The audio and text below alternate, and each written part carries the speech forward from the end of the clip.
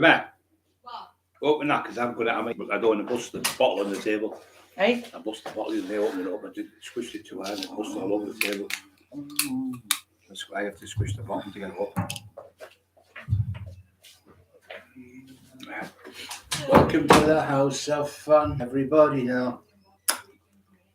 Welcome to the taxman's house. The fucking taxman's here. I don't know for you. Where's little Ricardo? Fucking do me head in.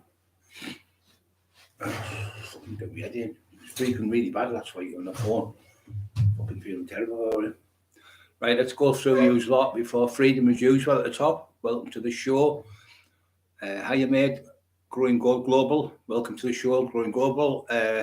Hi is, yes, someone there. Rich Tea Biscuit 78. Don't even have to remember that name. Rich Tea Biscuit 78. Peter the Box. Peter, welcome to the show. I hope you're okay. I hope you're feeling good today, son. Been a lovely day and it's gone like schizophrenic, hasn't it? Good evening, everyone. The real your nightmare. He was fucking cloned the other week. That's what happened. You see, your real nightmare was cloned the other week. So then that asswipe tried to clone Corrado, and I thought I don't want him getting fucking cloned. And he's sending messages and bravely thinking it's off him when it was off that fucking freak again, the little freak. So guess what, guys? You won't believe this. He's not happy having Maria on a fucking on a fair 12 and a half months pool that he's been on a fucking bail conditions and on release or investigation, 6 months on bail, and the same as me. The dirty fucking fat ginger fucking chucky faced greasy smelly little coward is bullying a woman again, torturing that woman off. He's been torturing her for nearly a week, going, I'm going to get it reopened. Now listen to me, you fucking moron. When you have an investigation on malicious communication, when I spoke to Paragon, the proper stalking people and barristers and solicitors, like, once that information, what they gave to the police, and that's been exhausted by going through every channel, you can never bring that back up. You can never go back to court with it or get charged for it because it's expunged from the records. It's not like a criminal case where so you're involved in a shooting, you might have got away with it, so you're on your record type of thing.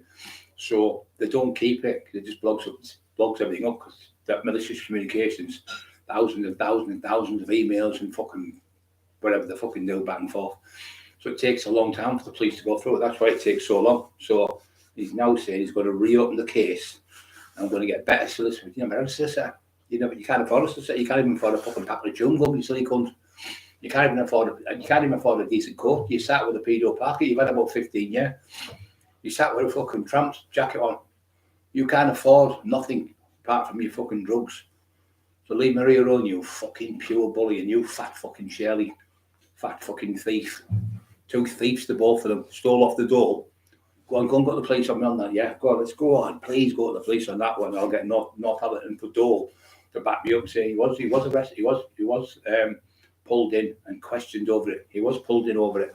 But now we can prove you've done it because you've left your fucking mark on Dale Brendan Hyde saying, you can't make any books off your books, Dale. Your books are shit. And this was 2018 when you were doing the books. You told the door you never worked.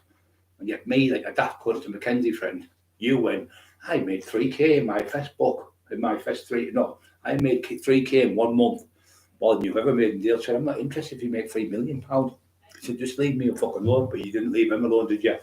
So you're at it again today. I wasn't even going to mention it today. But poor Marie's been on the phone. I could hear upset this morning. Emma's been on the phone about 3 hours to her. He's fucking torturing the woman again and the kids. He just won't leave people alone. What's the matter, can you do me? So you've gone off my put on today, man, because the one where I'm doing the bench pressing, Mark Emerson, it's Mark on tonight. Mark put a nice comment. He went, well done, Brian, and all you've done, but you all knew the injuries and the extent of the injuries. So I couldn't even do that, and couldn't do my hand in the air. I was having to do this. One hand, that was weaker, that one. That was the worst hand. So I was having to do that, lift it, and it was falling down. So I was having to try and hold it up. And like, roll, it was just falling like that. I kept doing it until I got like 2 seconds, 3 seconds, because I was completely paralysed in my legs and hands and the whole body. Even sneezing and stuff like that was a fucking nightmare. And I'd have a catheter on and everything, couldn't do nothing. So he put on, the bench press, he went, For fuck's sake, my little daughter could do that. Your daughter doesn't even speak to you. She isn't a little daughter. Pretending you've got kids in the house, you fucking divvy. The kids are Shirley's husband's got the kids, took off her, and he's had them kids since they were about 7 or 8 years old.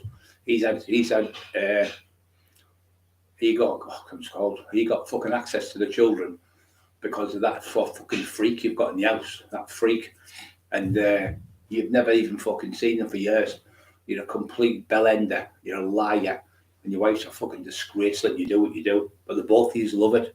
So you're torturing Maria again today. I can't fucking believe it. It's only been, 10 days, 11 days, and he's at it again with her. But she said he's been at it for 7 days in a row, non-stop. I'm going to get you this done. I'm going to have people come and doorstep you. I'm getting people to come round, sort you out. I'm going to make sure you talk. I'm going to make sure you get what's coming to you and all that fucking shit again. Well, why don't you come and meet me instead of Maria, and I'll fucking have it straight with you. We'll just have it out now. You fucking shithouse coward doing that to women. You're a coward, Boyle. You're a fucking shithouse, and the whole world knows what you are now. Paul Cresswell, hello, mate. I can't believe he's at it again. There's Mark at the bottom, my big pal. He's at it. You put a comment today saying, well done with the bench press. Known for the fact, Martin, you just got out of hospital. So try and give me a bit of encouragement. It was about 22 keys. I told him I weighed the bar. And you see me in the gym squatting 7.5 fucking plates, 320 key squats. You see me doing 100 key barbell curls, so you knew how strong I am.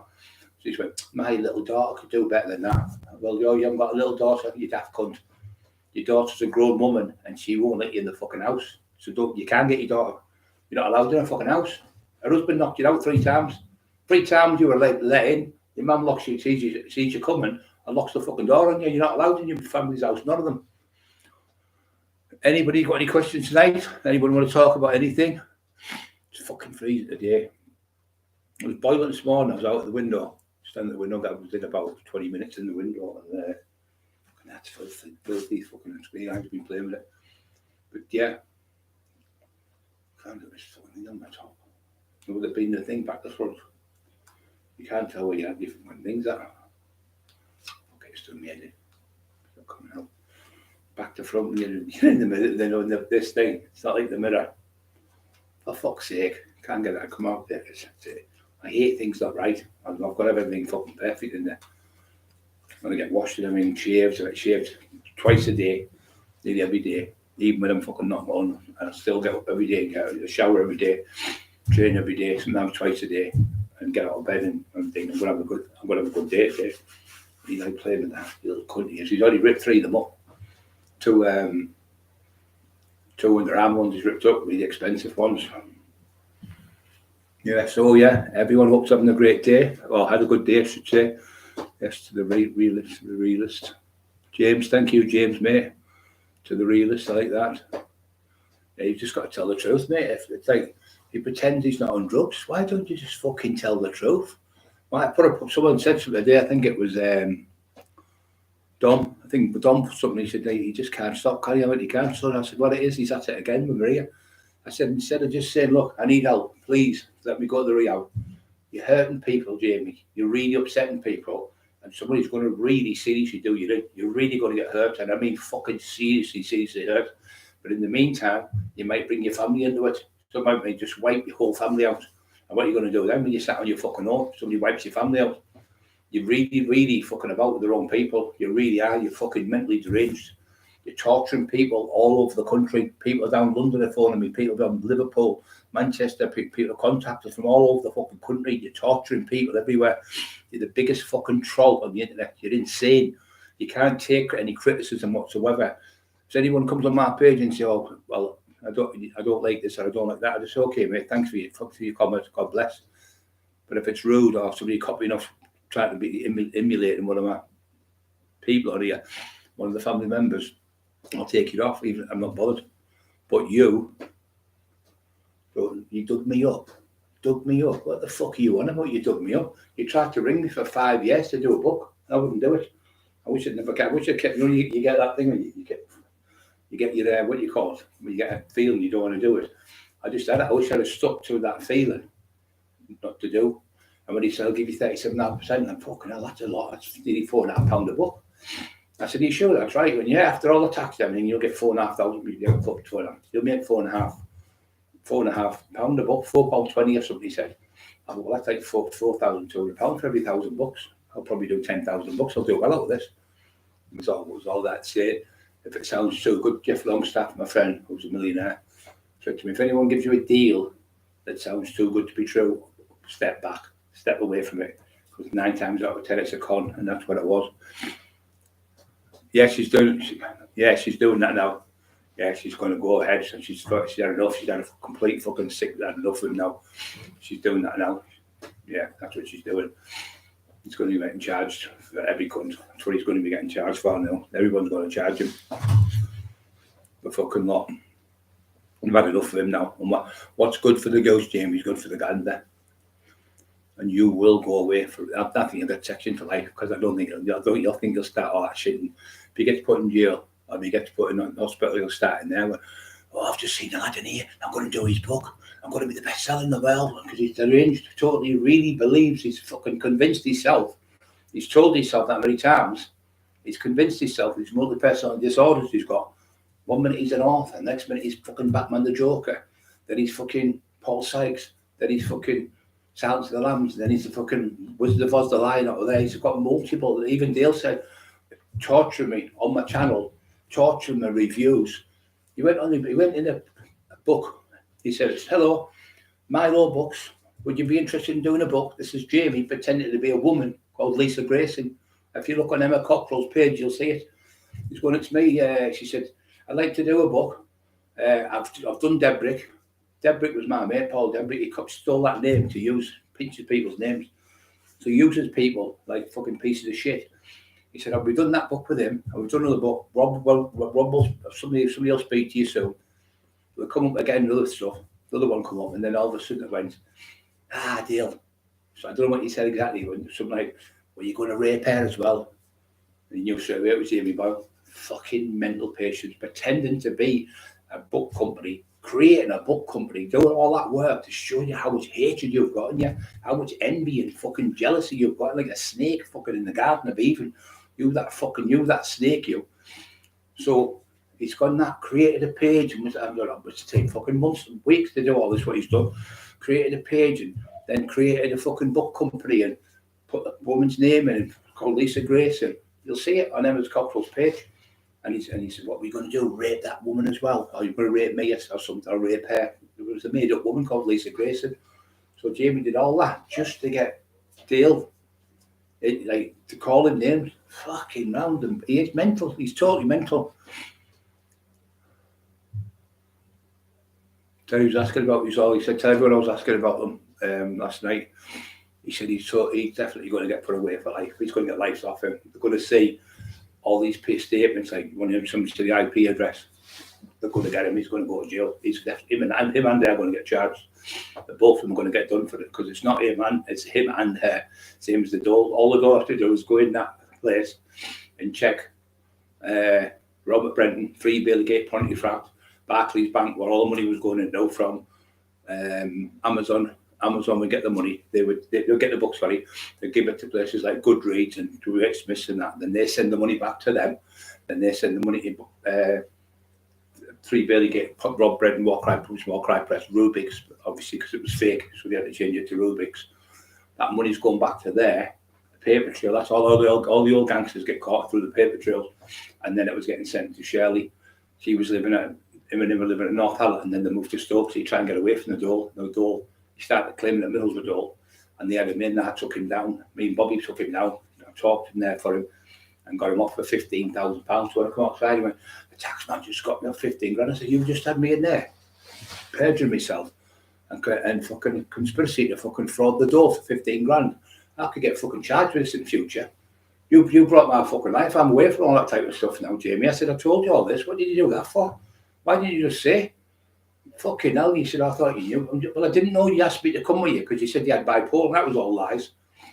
Multi-personality disorder you've got. So then I'm sat there like a daft cunt in the Dole with him while he's telling the Dole loads of lies. Well, you could get like 4 years for it. It's pure fraud. Just conspiracy to fraud the Dole money is fucking massive jail. because they put you in the papers and everything, but it's not me. I never claimed. I've never claimed all of my life. I've been lucky I haven't had to. So he's claimed the dole, and he said to the dole, no, I haven't been working. But but all the way through that year, 2018, when he was claimed 17, 18, he'd done 7 books, 4 documentaries, 7 Kindles, and 7 audio books.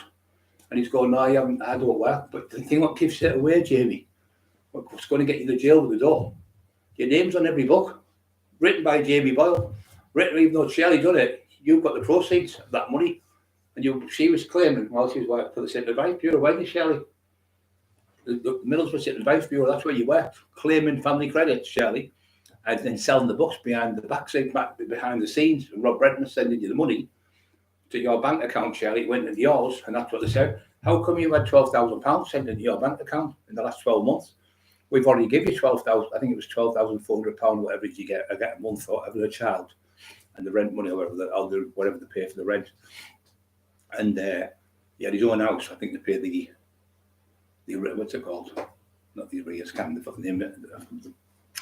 What it's called. They pay so much for you for the dole, and then you have to pay the rest yourself. So he's robbed the dole the money while he's working.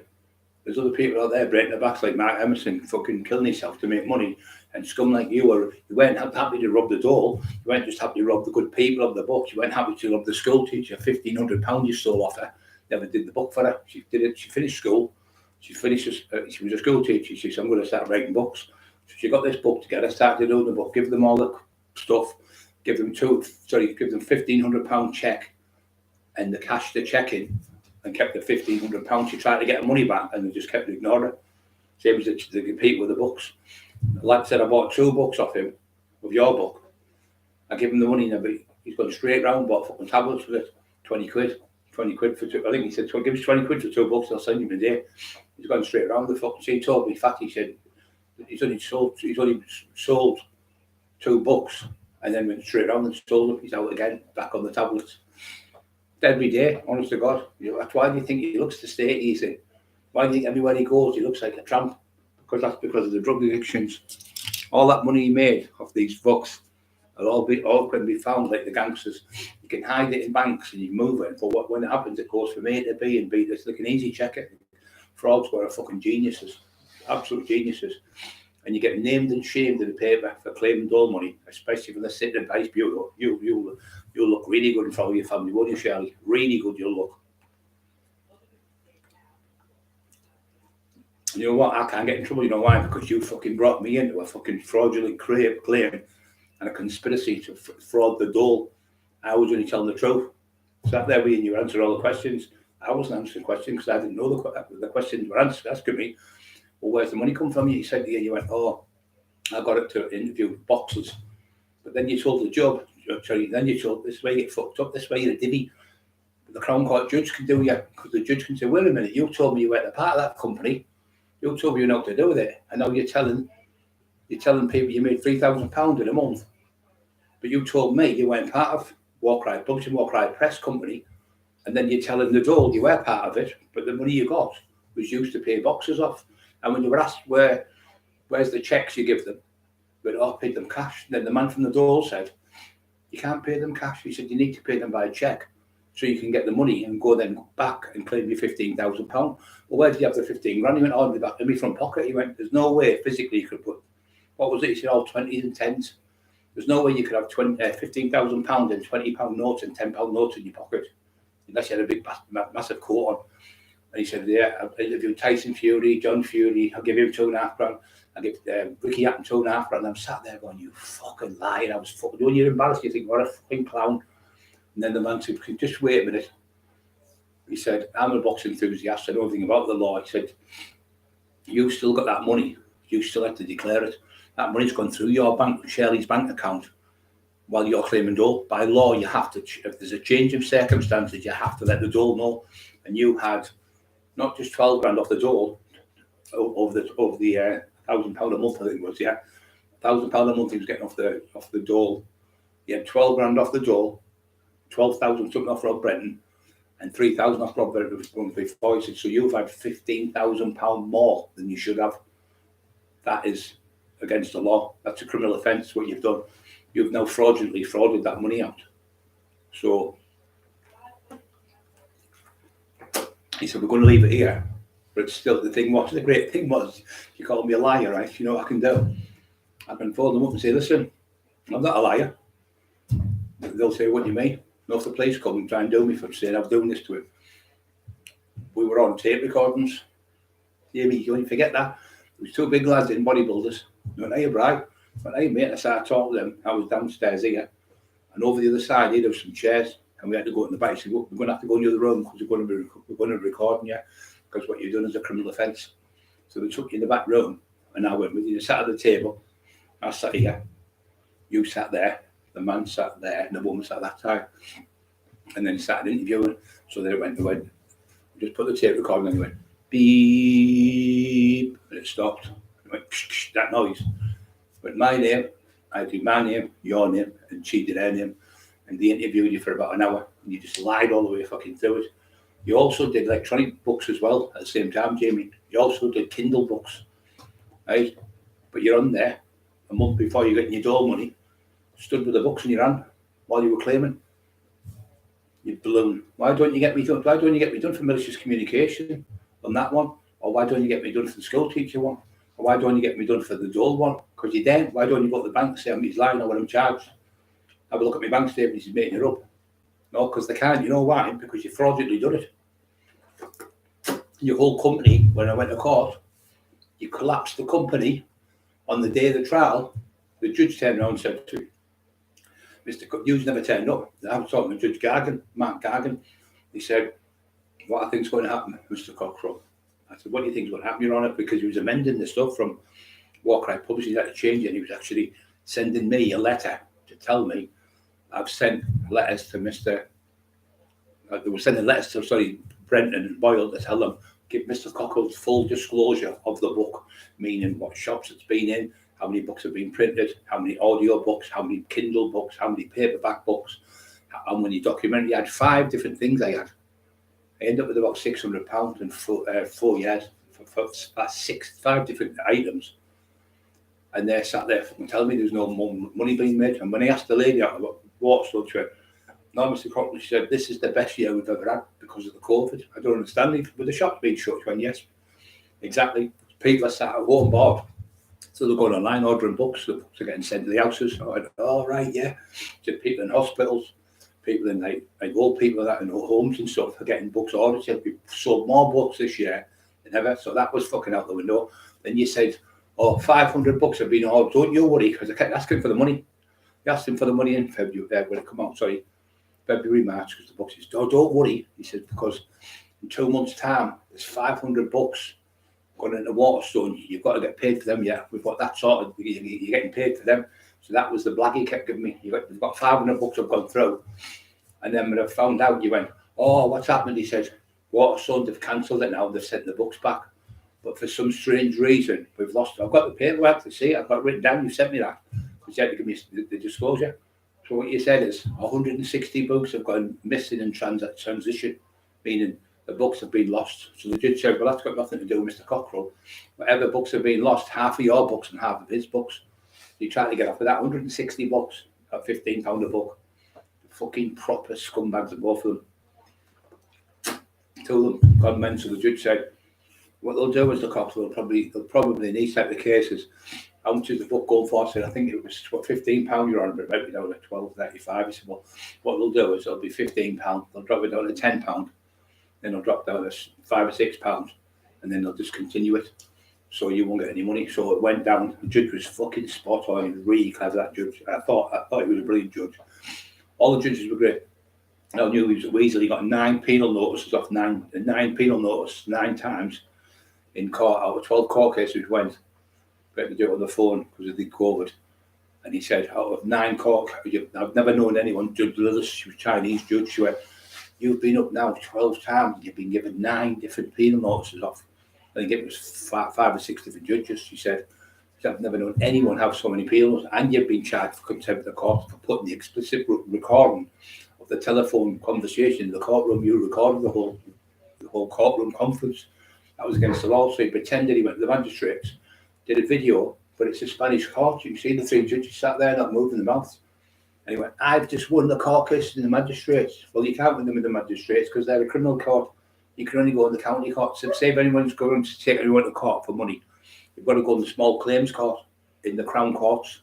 You go to small claims, you fill a form and you have to pay about 300 quid, I think it is, to go forward. And then they look at it, the judges, and then they award you in the small claims. You know, like say somebody, you owe £2,000 or something, or £500 or £300.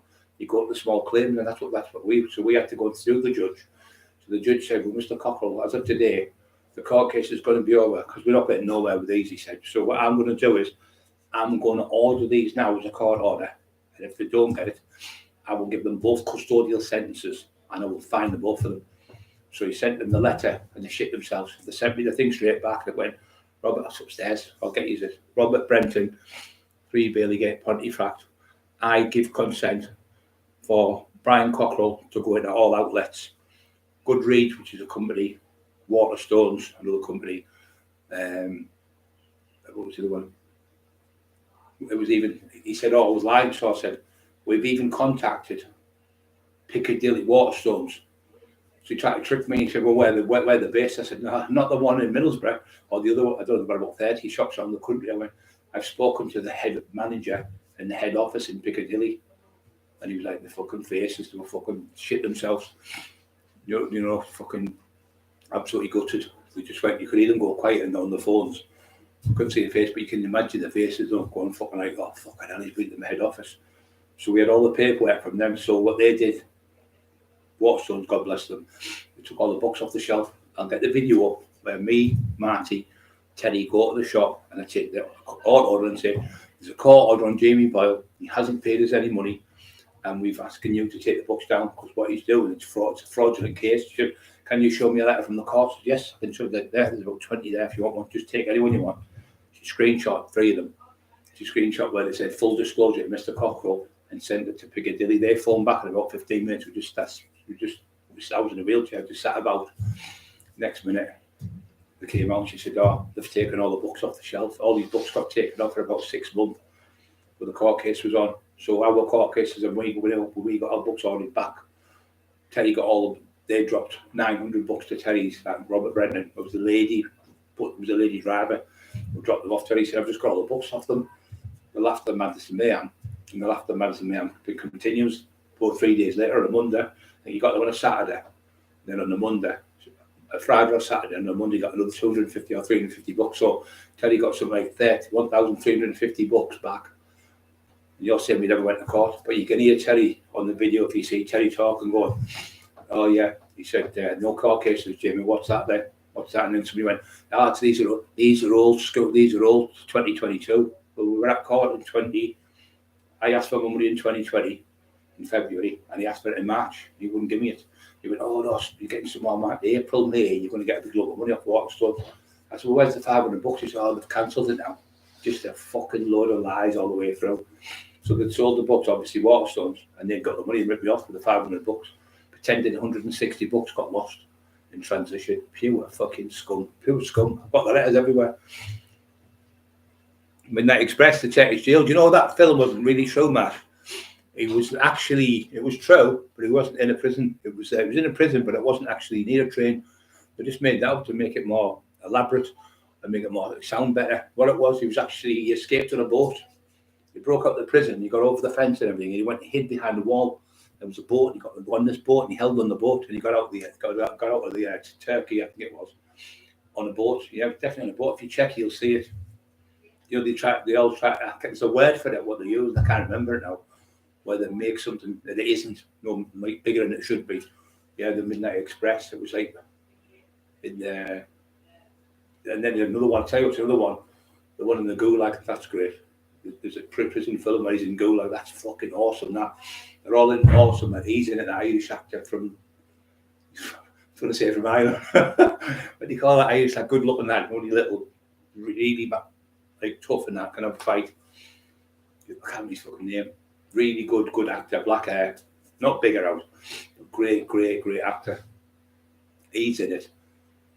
And they get caught. What they are, they're in political prisoners in Russia, and he's the Irish actor. I don't know if what he plays, what part.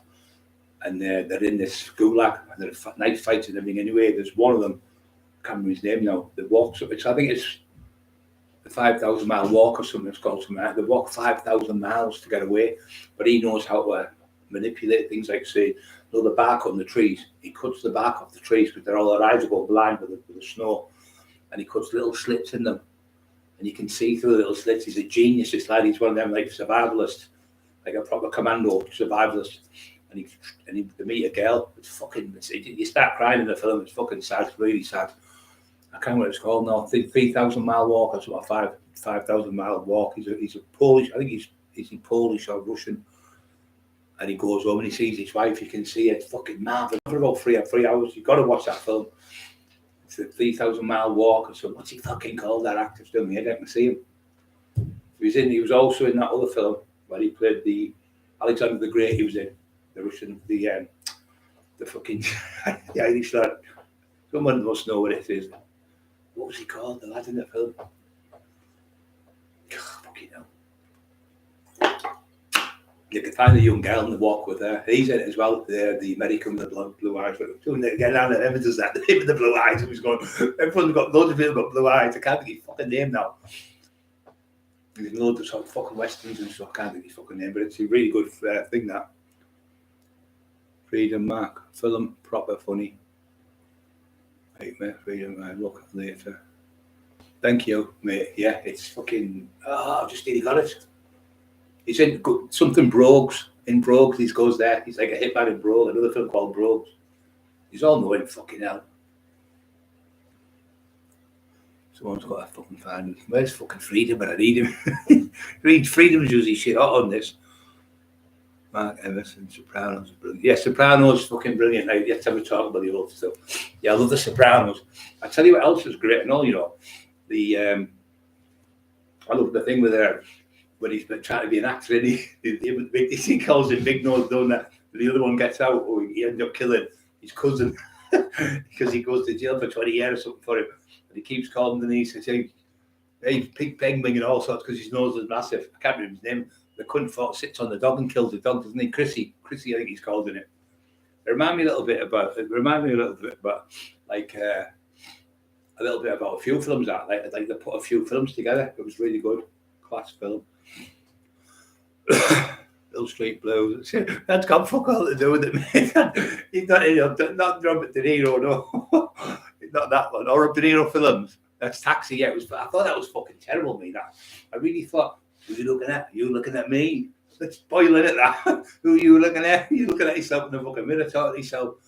I didn't rate that film, me. I thought it was fucking poor. I thought it was about the worst one you ever made. And that other one when you're a kid, he was a bully to the kid in the countryside. That was a weird bad one. You know, it's still fucking one. Fucking weather's fucking shite in it today. I was lovely this morning. Yeah, what was that fucking actor called? An Irish actor. Don't know fucking something in Brogues he was in. It was called Brogues, the film. You've all seen him. Don't know fucking happening now. You go to bed, you go, oh, there he was now shouting me like I'm talking to you.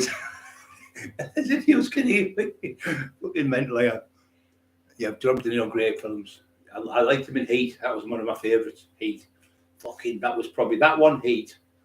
And the other one was one where there were machine guns with they were dressed up as nuns. Fucking brilliant. What was that called? It was the worst place in America for doing armed robberies.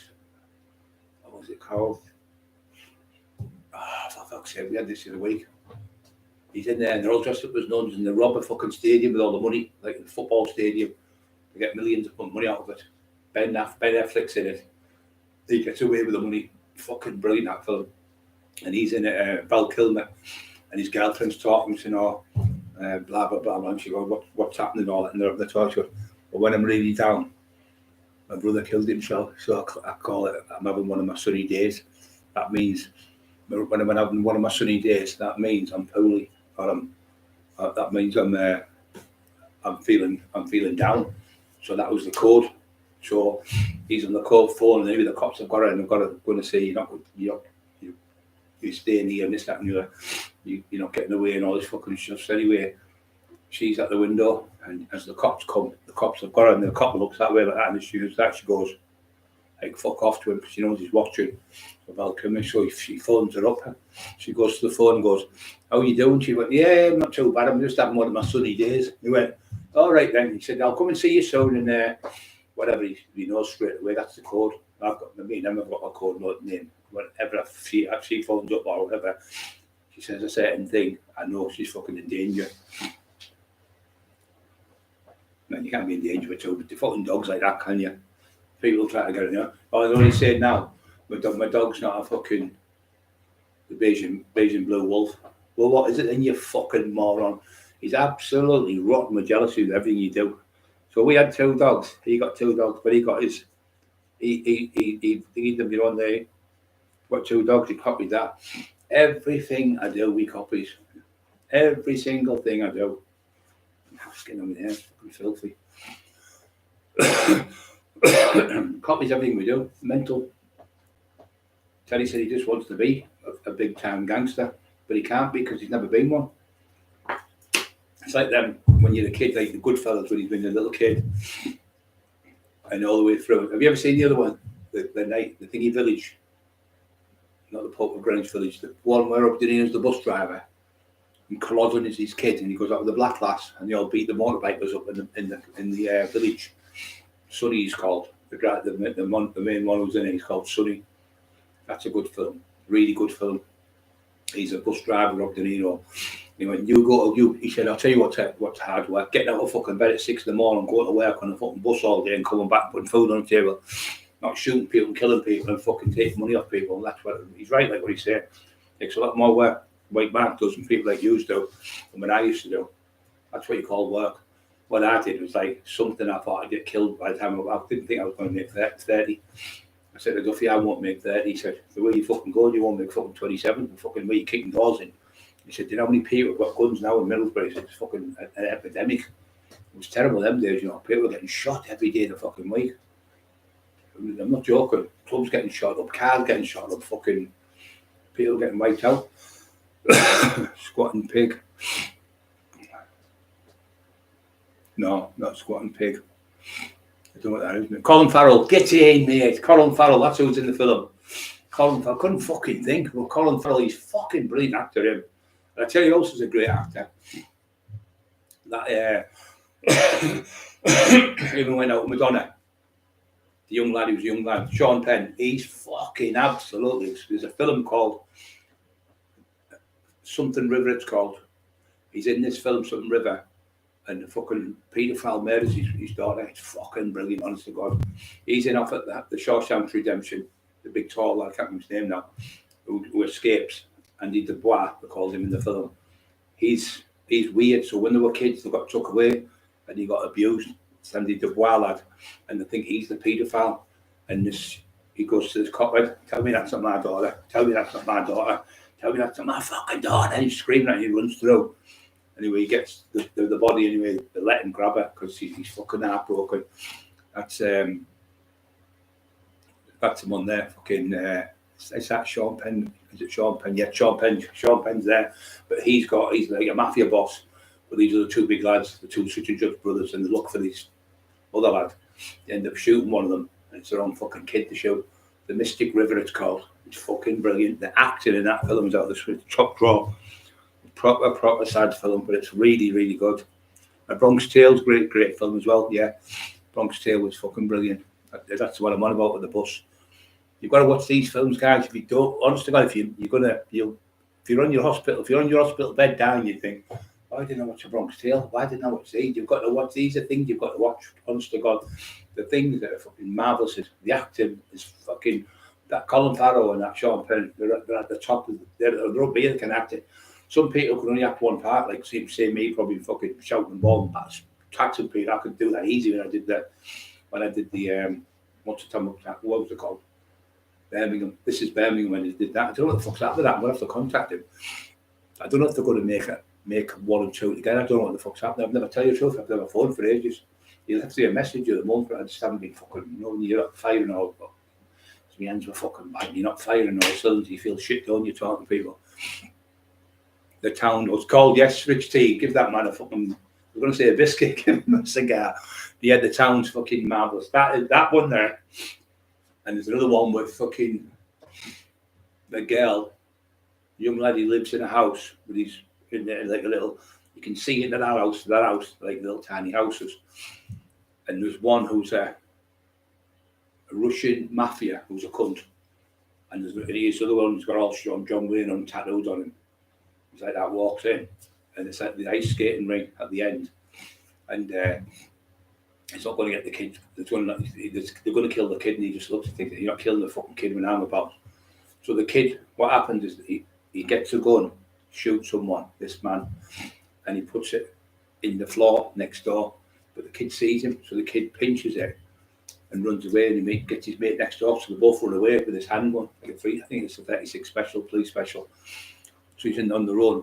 So they go to this fucking place, and they're trying to hide and get out of the way and don't want to go home type of thing. Police are after that, I think.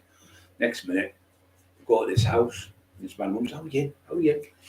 So they go in, and then he realises what they are, the paedophiles. The kid's about 10-year-old, I'd say both of them, 10, 11-year-old. And he said, his mum been in such and such house, and they've got me, the one that was going. There's the one, I think they dressed them up like as little fairies or something, like fucking proper weirdos. So the floor's open like this, like the floor, this big penthouse flat, multi-millionaires they are. And the floor opens, they've got kids in bags, and they've got kids where they're dressed up in suits and all that type of like proper pervert bastards they are, murdering the kids. And I'm like, no, you're shouting, fucking get out, son, get out, you scream for them. So his mum says, calm down, look in the mirror, what? So he goes in the mirror, in the bathroom, tablet, the name on it, Mrs. Such and Such, the address, ma'am, blah, blah, blah. And she said, please come, please, ma'am, please come, shit yourself. And she said, I know you're in there, open the door. And she starts shouting on the door, so his mum comes. She gets the address, she comes in, she goes, bang, bang, bang, knocks on the door. She said, oh no, you've got the wrong house, come in, you can see anywhere you want, look, nobody's here. And something happens, like a noise where he screams or something. So the mum comes in and goes, fucking, where's my son, where's my fucking son, the kids, like that, there's two of them. She said, whoa. And anyway, there's a room where she sees the kids all being dead in the floor and fucking being murdered, and plastic bags on them and all that stuff. So she goes, come here, gets the kids, go downstairs, go into the car, they go to the door. They go downstairs, go to the car. And all of a sudden she either go, we're sorry, here, take this £200,000 there, take that £200,000, we'll never say we've seen you, but we promise we won't do it again. We'll never do it again. She just goes, boom, right, blows his fucking head clean off, and boom, blew the other one's head off. But I'd have took the money, mate. I'd have took the 200 grand as well, the fucking scumbags. So the kids, obviously, and she goes on the phone, she went, I'm at such and such apartment, I've just heard shots going off, gunshots. So obviously the police have gone there, and all them poor kids are dead in the flat. It's fucking terrible. It's brilliant, the film. It's a gangster film. Really good, and I can't remember the name of it now. It's brilliant. It's proper sad, really sad. I like that one as well. Do you ever see that film? What's it called? Think. What do you call him? I mean, the names. Charlie Bronson. He's in a film called. The fuck's it called? He's in a film where he bare knuckle fights for money. It's fucking marvelous. He goes all over America. He's got the big, tall, skinny one off. He plays in a good, the bad. No, he's in the fucking cowboy film, The Magnificent Seven. I loved that film when I was a kid. Fucking brilliant. He's one of them, and they go around the world, go around America fighting, and they're fighting a bloke called Tank Murdoch, who's the best fighter in America. And he fights this big bald one. You've seen him in all the old films, bald head, baldy, and he fights him and he beats him, and then he fights Tank Murdoch. It's fucking marvelous. I can't remember the film. You'll see it if you put his name up, it'll come up. It's an old film, but it's absolutely brilliant. Jim something he's called, the actor, Jim. I can't remember his name, he's in fucking loads as well. I think he's been in over 200 films, that bloke. Charlie Bronson's the fighter in it, and he's gambling all the money all the time, the bloke who's his friend. Really, really good film. And I like that one as well, with The Colour of Money. That was good. With Paul Newman and Tom Cruise, fucking hell, is that many Tom Pepper, Tom Thumb. Mickey. Come to Mickey.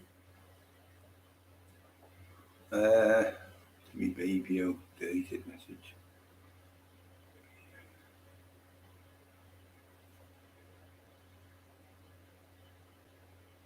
Yeah. What happens if you get things wrong? 110% rich tea biscuit. Yeah, gang bang for them, old school. Colours. Colours, yeah, that's an old one. There's, that other one's going to know the black lads in a really rough area. And the kid's going to be an American football. He's fucking fit and strong. The other one's always in trouble. I think it's not 50 Cent. He's fucking a rapper, proper rapper. And they come round, anyway, they have a shootout and he gets killed, the main kid. And they go back for them fighting. That's in the hood. Something in the hood, it's called. There's 1 and 2 of that. If you watch that, it's fucking brilliant. It's a true story, that. Really true story. One's got him in it. The big black lad was in there. Fucking The Matrix. It's in The Matrix. I can't remember his name now. Big, tall, black lad. Can't be fucking. He's in The Matrix film. And he's the main one who goes in to kill all the baddies. He's in loads. Yeah, Bronx Tale's brilliant. Well, do you know that lad in The Bronx Tale? It's called Culloden, in it. He's got a big name, like fucking something to do with.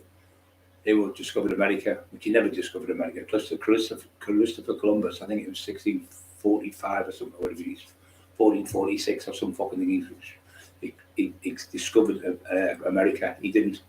So what happened is, 1200 years before, there was monks went there, ancient monks, years before, and they actually found America before him. But they used him as like saying he discovered it, but he didn't. There's another film and all with a fucking another great one, I can't remember it, when he fights them all with a sword. He's in Scotland and he's like a fucking lethal, and they end up going to the America on this boat. They get to America and they have to fight about 100 Indians. Fucking unbelievable. I can't remember what it's called now. Another great film, Once Were Warriors. The bare knuckle fighter. He's a double of Peter O, and he could fight. Peter O could fight like that. That's how good Peter O was. That film, Once Were Warriors. And then there's a second one where his uncle rapes his daughter and he fucking kills him. It's fucking brilliant. The second one's not as good as about the motorbike gang, but it's really good. Once Were Warriors. He goes drinking all on the weekends, but he trains every day and they go hunt up hills and all sorts. Really top of that. Patrick Swayze is a legend. Yeah, I love Patrick Swayze. Fucking brilliant. Even that film, Dirty Dancing, he was in, fucking brilliant, wasn't he? He's actually that cancer thing in a motherfucker. Lovely fucking man he was. Always nice to everyone. He'd never seen him miserable or horrible. He was always polite to everyone. Yeah, it's a good film, Peter. What's one? The Dead President's Robbery. The Dead President's Robbery. I'm not sure that one. I mean, the one with the way all the masks of the president. Yeah, you're right. That's a good one. There's that other one as well. But like I said, that the one where Heat it's called. That to me is one of the ones where they get one. He's called Slick, Clever Cunt, Horrible Cunt. Right, one that he shoots the fucking guard, the silly cunt. And thanks very much. You've just now brought us for a murder charge, you fucking moron. I told him, no, he's going. He can't hear you, silly cunt. You eat his ears. The explosions fucking perforated his eardrums. He can't hear you, you stupid cunt. He's not being clever, so he shoots him. They called him Slick, and all the others are fucking fuming then because the cops are looking for them. Robert De Niro's the baddie, and the other one who's always with him, Al Pacino's the cop in it. Al Pacino cries at the end when he fucking shoots him. Brilliant film. But he gets that cunt Slick. He won't strike me. I won't stop till I get that cunt. Jack Frost. I won't stop till I get that cunt. That's the fucking promise. I'll tell you what, there's guys, my fucking nose is done me, what? Did the next trammed off the head and that, was it 9 Crocs the other night and trammed off the night, fucking horrible. They make you go walk and shit. I don't know, he takes 10 and 20 at a fucking time. Fucking hell, man. I've got to take anti-sickness. I'm just taking 2, so I'll take 2 tonight. I might take 2 tomorrow night, and then I'll be off for 2 days, and then I'll be in pain. But then I'll come out with your sister, and I'll go on naproxen 2, and be off for 2 days. So the body's not getting fucking full of fucking shit. Squirting pig snap. Squatting pig snap. I don't know what that means, mate. What's that mean? Squatting pig snap. I don't know what that is, Freedom. Yeah, that. My neck's clicking my foot. So I did an exercise for my leg. It's this how to explain to you. You put your leg over the top of your leg at the top. So you cross your leg over so your foot's like that here. Your foot's here up. And you have your leg there. And you push your leg down here, this side. And where I've been weakened muscle is my gluteus maximus, which is your bum cheeks, and my hip flexors. So I did 100 seconds instead of, he said, do. So he said, lift your leg up like that, so it's higher up, and then you can push it down more. So I pushed, went, fucking hell, the pain was like, it hurt, but it was a great feeling. Got this morning, for the first time, I can feel my bum, I can feel my leg. First time in nearly 3 years, I can feel my full leg. I can even feel the warmth of my hands, on my feet, legs for the first time. So that must have been trapped to fuck, and it's completely pulled it out. So I did the right side, the same thing. Right side's nearly fixed, so I've got pain in the top of my oblique here, which I'm not fucking bothered about. All my right leg was fucking solid. So I did 100 seconds last night, 100 seconds again on the other leg. Left it for about 5 or 6 hours, did another 100 seconds on each leg. Got up, walked to the toilet, I could feel my balance. So I started my balance on one leg. I couldn't stand on one leg. Couldn't stand on one leg for ages. So last night, I did 3 days in a row. I did 176 seconds on one leg, and I did on my pulley leg, which is my right leg. I was only doing one toe forward, 1 2 forward.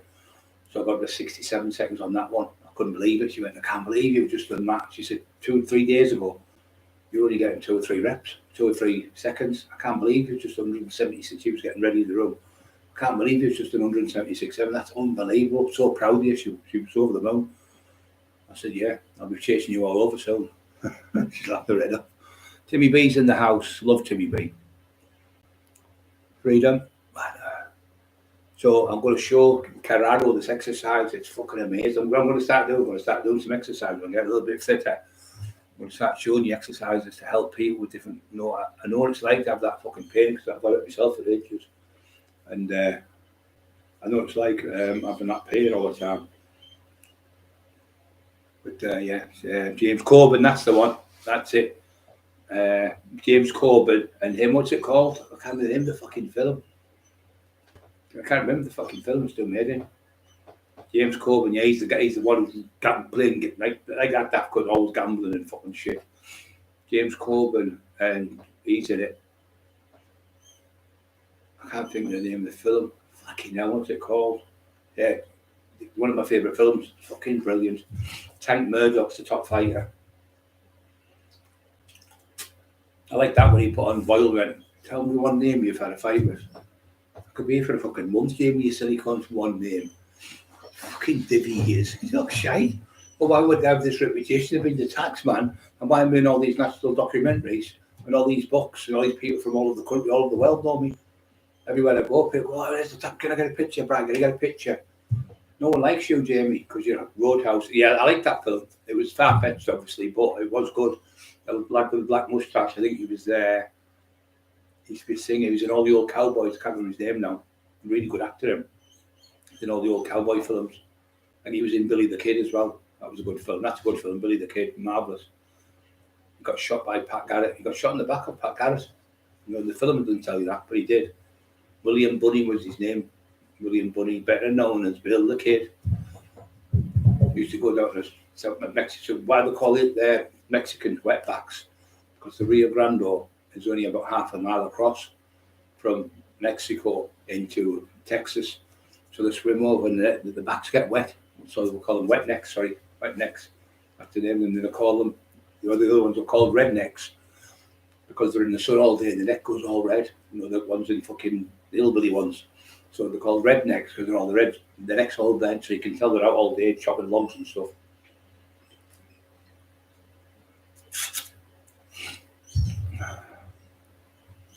I've done that, mate. I want to have wrestling up, mate. I put it on when I come on. I put it on my face after being in somewhere as well because I burn like fuck.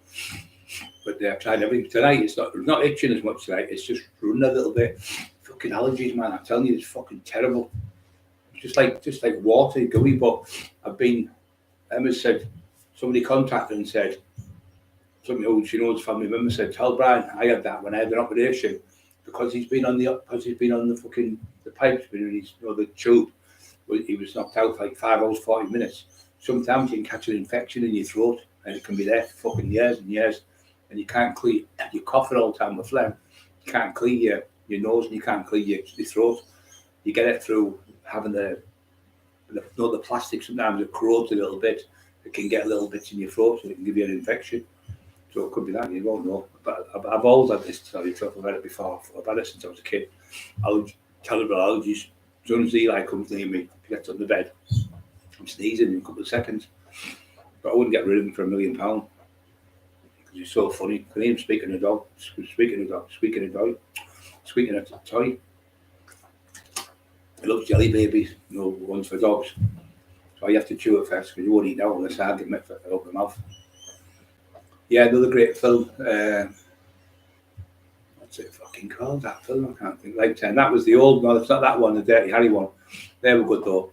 The orangutan, left turn, Clyde. Well, do you know the motorbike is in it? What you're on about? The one with the big bald head. The one who's massive. He's always a motorbiker. I think in real life he's a real motorbiker. He's in the film where he fights. He keeps hitting Baldy, they call him. Baldy's beat everyone. And he keeps going bang with the left jab, bang with the left jab. Keeps hitting with the left jab and busts all his face to fuck. And at the end he smiles and falls down, knocked out.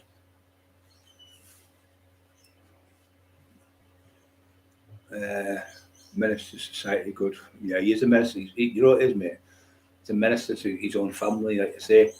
His daughter could bench press. So maybe she could, Jamie, but she never had 2 major operations. She'd have cunt and paralysed from the neck down and with fucking hands. That was me coming back. Everyone else was going, well done, Brian, like Mark and everyone, all the people in here, brilliant, Brian.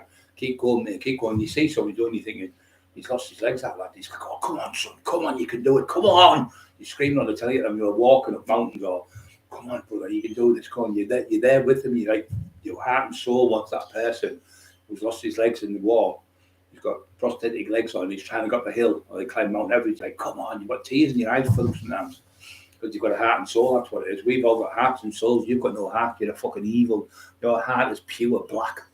I mean, when you think of your name, Boyle, no disrespect to anyone else, Boyle is a dirty, filthy, pussy thing full of poison. And what it is, no one's ever been killed by a snake bite straight away. And what happens is the snake bites you, and then the poison starts seeping through your veins. You're full of poison. You're like you've been bitten by a snake, and the poison of you and your wife are just oozing out of you. You can tell everyone who does anything or makes anything that you done it because of this, you didn't do it because of that, you didn't do it because of this. Could never give anyone any praise, but everything they do has got to be better than everyone else. I'm happy for anyone, mate. Somebody comes in, little kid. Well, I'm so proud of you, son. So proud of you. I'm over the moon, like a relation, a cousin, and nephews, the little kids or something. Oh, you're going to be stronger than me. Come on, arm wrestle. Oh, you're too good for your Uncle Brian. I'm not the best now. You're the best. And it pulls the kid up, makes him happy. Where him that daft good. He'll arm wrestle his son and beat him, and arm wrestle. He's fucking touched. The Day Hunt was a really good film. It was brilliant. I loved it. 4 hours long. Really sad film. Really sad. I like the other ones better though. With that Rambo when he fucking sorted them out, didn't he? That fucking cunt was electrocuting him. He fucking got him back. It was great. That Mark Funny thought, I'm 52, Peter now. Are you 52? You're fucking 25. It's all in your fucking head. Stop acting fucking 52 and act 25. That's all you've got to do. What is it? Number 1, number 2, number 3, number 25, number 55. Just a fucking number. Just don't ever start thinking, oh, I'm nearly 50 odd years old, but don't start all that shit. I think I'm still fucking 30, 26.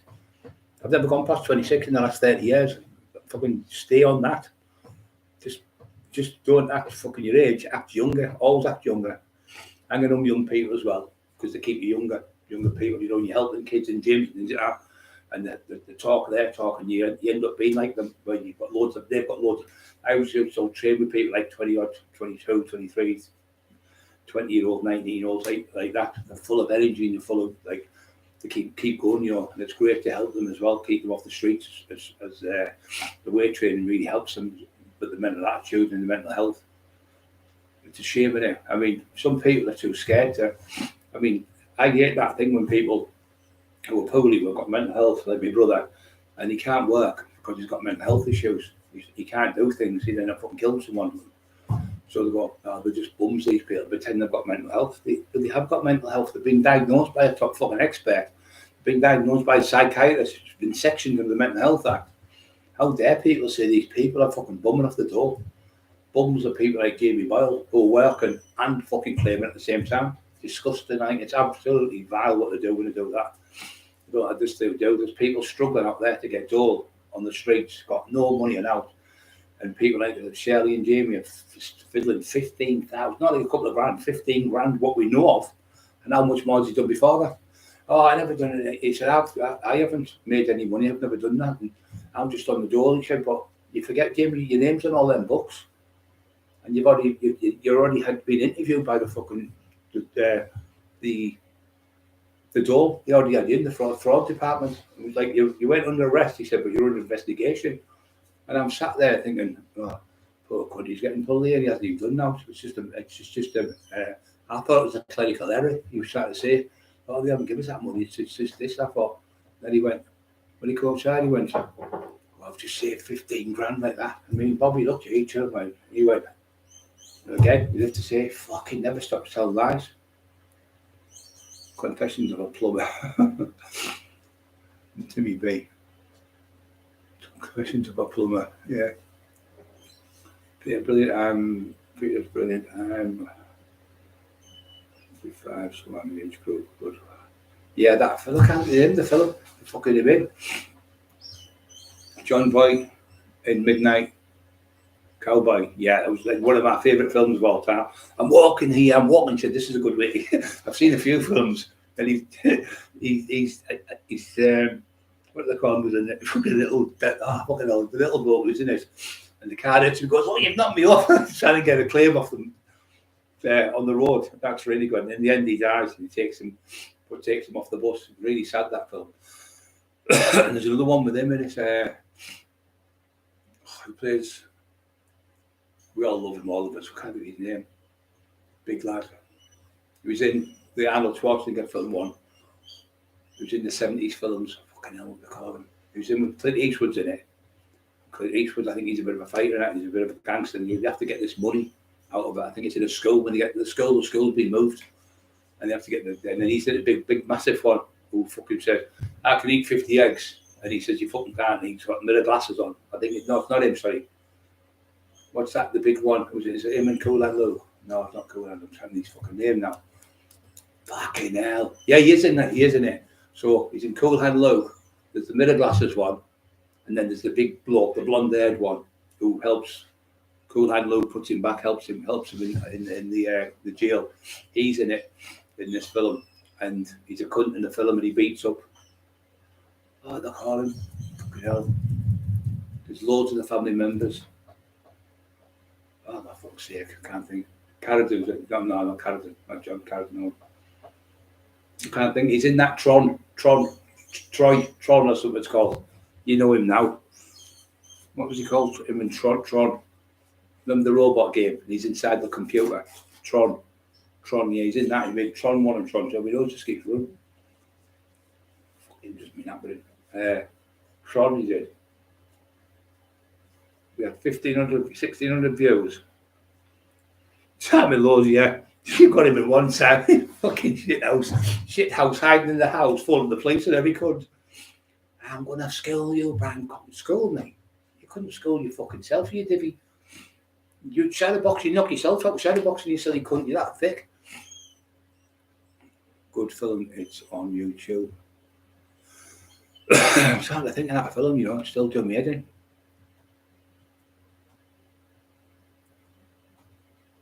I've just seen his face in my head. Fuck, he's in the film. Remember that film with Arnold's in when he's doing the bodybuilding? It's the first film he's in. Fucking hell, what's it called? Not the Arnold film, but he did a film with that. The actor was in it with him. It's him. I can't remember his fucking name. Something happened. Sally Fields is in it as well. They're in a film with Sally Fields, and he's in it. There's an old bloke in it who tries to rape Sally Fields in it. and they beat him up, can't remember him, and he's dressed up as Batman, training, squatting in the film. And they're all on the buses and all that, with that, doing posing on the buses. It's fucking brilliant. I can't remember his name. He's also plays the part. You remember John Wayne's in that film where he's fucking the Rooster Cogburn, and then the actor now, not long ago, played the part of Rooster Cogburn, the remake of it. Rooster Cogburn, it's called. John Wayne was good, but I think he played better. He's also in that. He's also in, what was the one he was in? I think he sang a song as well. It's fucking driving me mental. I just remember that sharp tonight, my head's fucking fried. Whitey Bulger, that was a good film. That was really good. Fucking true story, that. But that's the place where, the town, that's the place where they did all the robberies. Now, Whitey Bulger was on the run for about fucking 30, 40 years, They didn't get him he was about 60, 70 years old, caught him. He got away. I think he got out. He got away, and he got back. But he was fucking glassing. He was making statements and getting fucking people jail when he.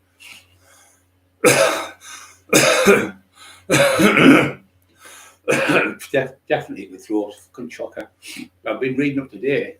There's been loads of viruses from all over the fucking place coming from other countries where people have been getting bit off fucking insects and stuff, like mosquitoes and things. They're coming back and bringing them into the country. Can't get up, it's fucking doing me head in. It's like clogged in my throat, I like fucking glue. I'm sitting here fucking coughing like an idiot. It's out now. It's fucking horrible. I've had this now for about 6 months. Can't get rid of it. Yeah, remember Frank? He went, "You cockroach." He says, "Phone me at 3 o'clock. You remember that one?" And he goes, "Yeah, okay, mate." He knows, the hero knows, because he's got the film Scarface. And he says, "Don't get high in your own supplies." That's never a fucking true saying. And got all of that, good for you. Boy, true story. Yeah, I've seen the film a couple of times. Watched it about 4 times. Really good film. I like the Dillinger one. John Dillinger, he was fucking lethal. But what he did, he was the one. What they used to do, you'd have I think it was 51 states. Say Cleveland, Liverpool, Manchester, like that. So it was 50 odd states. And what happened? He was the one who. What they did. Bonnie and Clyde, they got caught. They got caught because when you went into one state, left the car there, walked over the line, pinched another car. Say you were in Stockton, and you punched a car in Stockton. You left it in Stockton and walked over the line to Middlesbrough. You could pinch another car because it wasn't a FBI crime. So what they did is didn't know there was the lad who was with them who actually grassed them up. Made statements. They actually made statements months before. It wasn't a couple of weeks before. It was all 3 months before. He made a deal with his son. His dad got his son to go make a deal with the cops, and they got shot with about 200 bullets. It was all set up, planned. It was all planned, the whole thing. So he stole some mail stamps. Now that's a federal offence if you steal anything with the mail. Like if you take somebody's letters in America, it's a federal offence. So he stole stamps out of the garage. It was like a little garage, backstreet garage, fucking on a motorway, then big motorways have got. And because he'd done that, the FBI could step in, and then that's when the FBI come after him. And John Dillinger was doing it. John Dillinger, they brought he went to Chicago. I think he's from around that way, and he broke out of jail with a gang. Blanche was his sister-in-law, and he had another big lad. I can't remember his fucking name now, like Bull or something he was called, and he was a big strong bloke. And they started doing robberies, but they'd done something. I can't remember what they'd done. I don't know if it was. They'd done something like kidnapped a fucking officer or something like that. And then that's when they said it all changed then. So all the gangsters like Capone and all them didn't want to know what they were doing. So when he went to go there to get help, they wouldn't give him any help. All the top gangsters in their towns turned their back on him. So he went on his own. He went down in Mexico, I think, for a while. Down the south, but he got shot. He used to love the cinema. He went to the cinema, and the bloke who actually shot him, they shot him in the street. He was what you call it, a Texas Ranger. who killed him. Cameron was a big thing in them days. And he actually killed them in the street, John Dillinger, and all the people pinched all the bits off them and everything. Fucking terrible. But when they got caught, when they got shot, Bonnie and Clyde, about 100 people turned up to it was only a couple of miles from a village, that turned up to the car and were ripping the wings off the car, ripping fucking, not like the wing mirrors type of thing, and they were ripping the coats off them and jackets and chains and everything off them. It was fucking disgusting. So she went in and she did a poem. I can't remember the poem, but if you listen, it was brilliant. She did a poem, "We'll be together forever" type of thing, in this life for the next type of thing. But the mum said, "No, I don't want him. He had her in this life. He's not having her in that life." I thought, "You horrible cunt," because he helped the family and everything. Because what they used to do, Bonnie and Clyde, people don't know, went round in them days. You had the deeds to property, so they used to rob the bank. They'd go in and get all the old farmers and that who were fucking struggling. It was really bad. They were fucking coming in to take the land off them. Say the land was worth £300 a fucking acre or something, or £50 an acre. They'd say, "They'll give you 10 pence an acre," and like robbing them, that fuck all. So what they used to do, get the deeds and burn all the deeds in the bank. So then when them take the people up, in this area, all the deeds have been burned. They'd let the people know. So when the people went down and said, "Well, where's the deeds to my property? I want to buy them," or whatever. And they couldn't display the deeds, so they get off with it. It was marvellous what they've done. But people don't hear that bit. They don't hear about all the bits where they've got food for people and help people who are starving. Yeah, they were great. I loved them. I thought they were marvellous. I'd rather be like that. Me never go out with a bang. I'd rather go out with a massive bang myself than fucking sit in my fucking bed, fucking lock my cancer or something. If I got out like that, I would go out with a massive bang, I would, believe me. And then I was the first one to get fucking banged. I wouldn't give one fuck. It's going to die anyway, so why wait? Go out with a glory, you'd never be forgot. Go out with a bang with glory, and you never forgot. Lee Marvin. No, it wasn't Lee Marvin. Lee Marvin was in "I Was Born Under a Wandering Star." No, it wasn't him, mate. It was fucking... I just can't get it in my head. I'll tell you another great film to watch. Have you ever seen that one where they all ride on the bikes? It's called The Cutters. It's they're called Cutters in a town, and he thinks he's Italian. The kid on the bike, it's fucking class, really good. And they go swimming every day in a quarry. And it's about 1974. It was made. What a film that is! It was just, you can watch the TV series, about 12 episodes. I watched it the other week twice in a row. Watched it, and they're called The Cutters. I can't remember the name of the film. I can't remember the actors in it either. But that was absolutely brilliant. You know, this fucking actor's still my head in. He's in that film. Fucking hell. He's in Tron. Have a look at them, Mark. That's got someone. One of you guys know. You're clever on here. Peter DeVox. So have a look at Tron. Who was in Tron? 1970 something. Doing me fucking neck nappering. Massive family. He's got all actors. Peter will get it. He's quick. So,